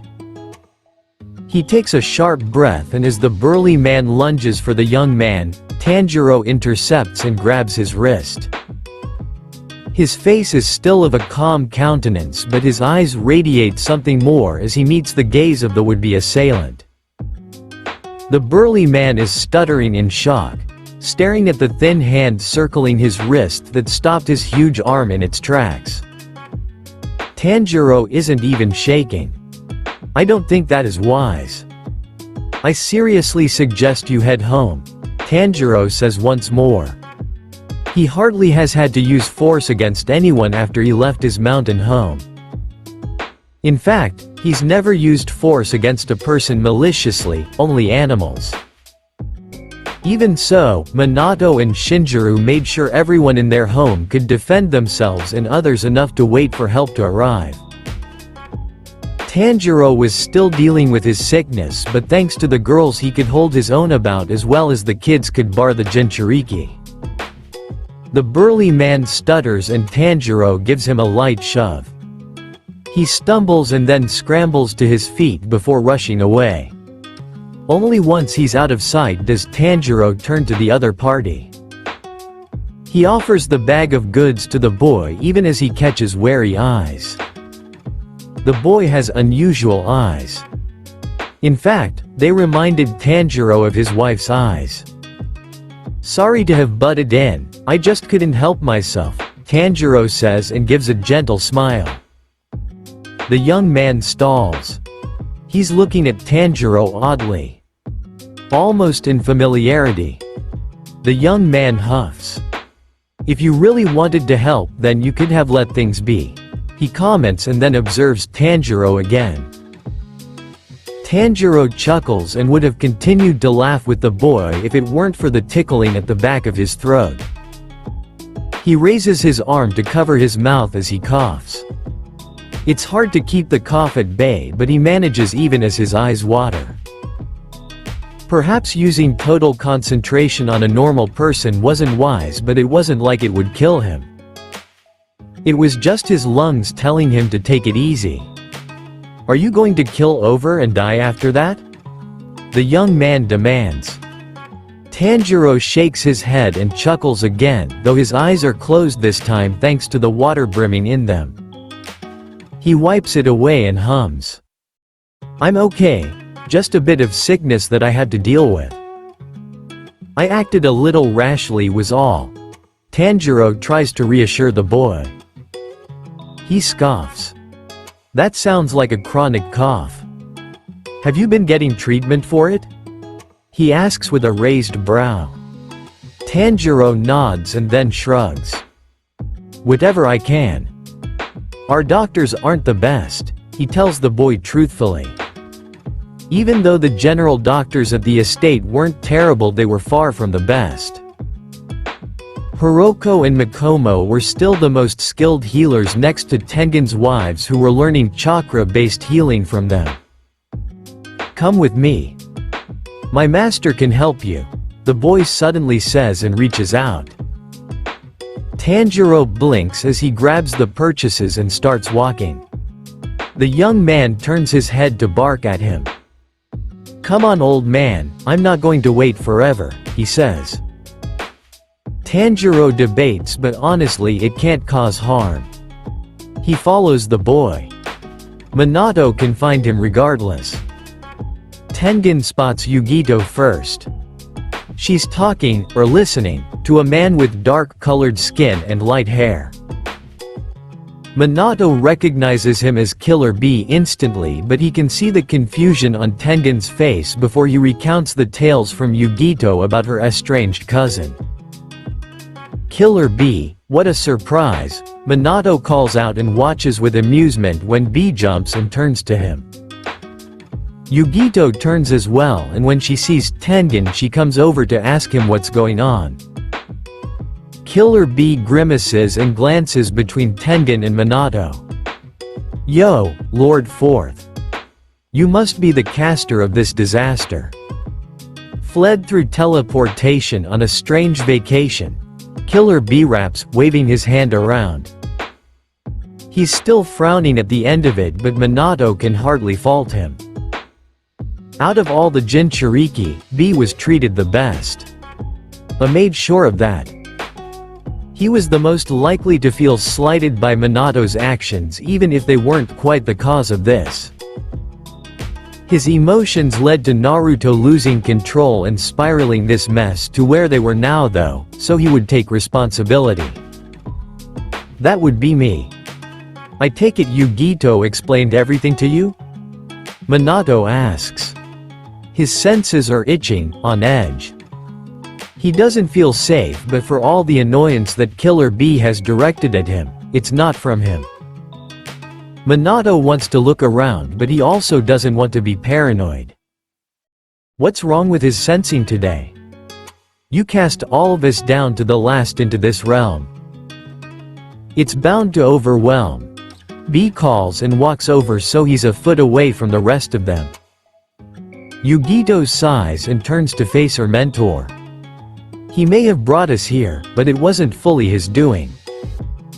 There were a lot of problems and he was just trying to save his kid. I won't fault him for it, and you shouldn't either, Yugito says sharply. Her eyes darken on Bee as though she's daring him to question her. Bee meets her gaze through his shades. He looks surprised by the way she's talking to him, but honestly, Minato isn't. Maybe Yugito used to act differently, but she was quite the woman now and she held Tengen's family together like a true queen.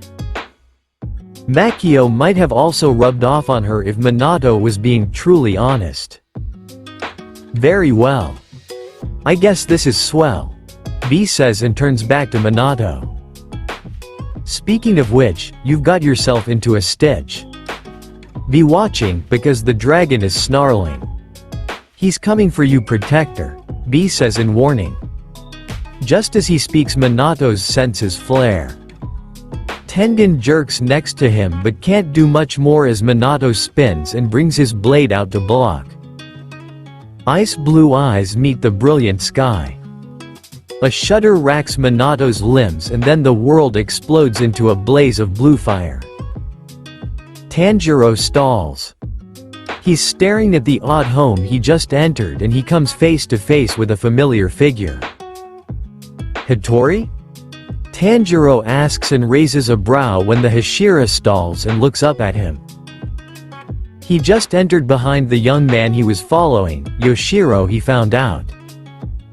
He never expected to locate the elusive Hashira they had come to check on. Tanjiro, what are you doing here? Are you hurt? Hattori demands and gets to his feet. His eyes are shifting over Tanjiro in worry and comes to Tanjiro's side. Tanjiro waves him off. He's surprised by the concern, but he supposed that coming into a known doctor's office was probably a good way to scare a friend. The sentiment is appreciated even though it is not needed. I'm fine. Actually, I was out with Minato and Tengen looking for you and Yugito and ran into Yoshiro here, Tanjiro mentions and gestures to his companion. He catches the way that Hattori tenses next to Yoshiro and the way that Yoshiro suddenly goes stiff when he sees him. Demon Slayer, Yoshiro says, his eyes narrowed into a sharp glare. Hattori hums and then his lips twitch into a faint and wry grin. Funny, because I could say the same, Hattori mentions and gestures behind him. Tanjiro takes in the two other figures sitting down in the front room. One has long dark hair and is dressed in a blue yukata, while the other is a dark-haired woman with gentle features and dark eyes. She's staring at Tanjiro oddly though. Her eyes are wide with recognition, much like Yushiro was earlier. "Yorichi?" the woman asks, her voice shifting into disbelief. Tanjiro stills. "Isn't that the name of the first breath user? I tilde tilde tilde tilde I. Drabble. You cannot expect me to go along with your stupid plan," he starts, but really, Roshi should know better than to have argued. Han turns to give him a raised brow, looking down on him because damn his stupid height. The damn giant turns again, facing the dark village and the place where they just felt a malicious chakra signature flicker into place. "There's one of those things down there. We can't leave them without a way to defend themselves," Han says firmly. Roshi grimaces. He agrees he does, but this one feels wrong. All the other odd beings, demons he's heard them be called, have felt off or different, but this one took the cake. He hated it. He didn't want to deal with it. He also didn't want to leave his friend to face it alone, and Roshi wasn't about to convince the giant to back off, not when innocents were on the line. He grimaces and then scoffs. Roshi wanted to find the yellow flash. He had been rumored to be in this area a few weeks ago. It was hard to find traces of a man who could teleport. The closest they got was the wanted posters that some of the Emperor's men had put out, but that had been months ago. The clan that first issued the order had also been ransacked from what Roshi gathered, which was highly suspicious. Even so, Roshi didn't peg the yellow flash to go after the Emperor's men. He wasn't stupid and he knew what fights to pick. Also, he was working as a demon slayer and not a shinobi in this world. Roshi turns to look at Han and sees his longtime friend already heading down to the village. Kami damn his friend. He had a bleeding heart a mile wide. How wasn't the big oaf dead yet? Probably because Roshi was always there to bail him out. And considering Roshi didn't want to live in this world alone, he'd be bailing him out again. He picked up his pace. Damn the oaf's long legs. Drabble. She felt the hair on the back of her neck rise. Fu didn't like it. Her eyes shifted over the shadows of her room. Something didn't feel right. The world felt menacing. The chirping of the crickets outside was dwarfed by infinite silence. It wasn't a good sign. She rose from her sheets, rising to her feet. She swallowed a lump in her throat and pulsed her chakra. Shinobu and Kanae are both across the hall from her. The maids in their quarters, the guards, winking out like lights. Their lives were torn in two before they abruptly vanished from her senses. Right next to the Elder Kocho rooms. Damn.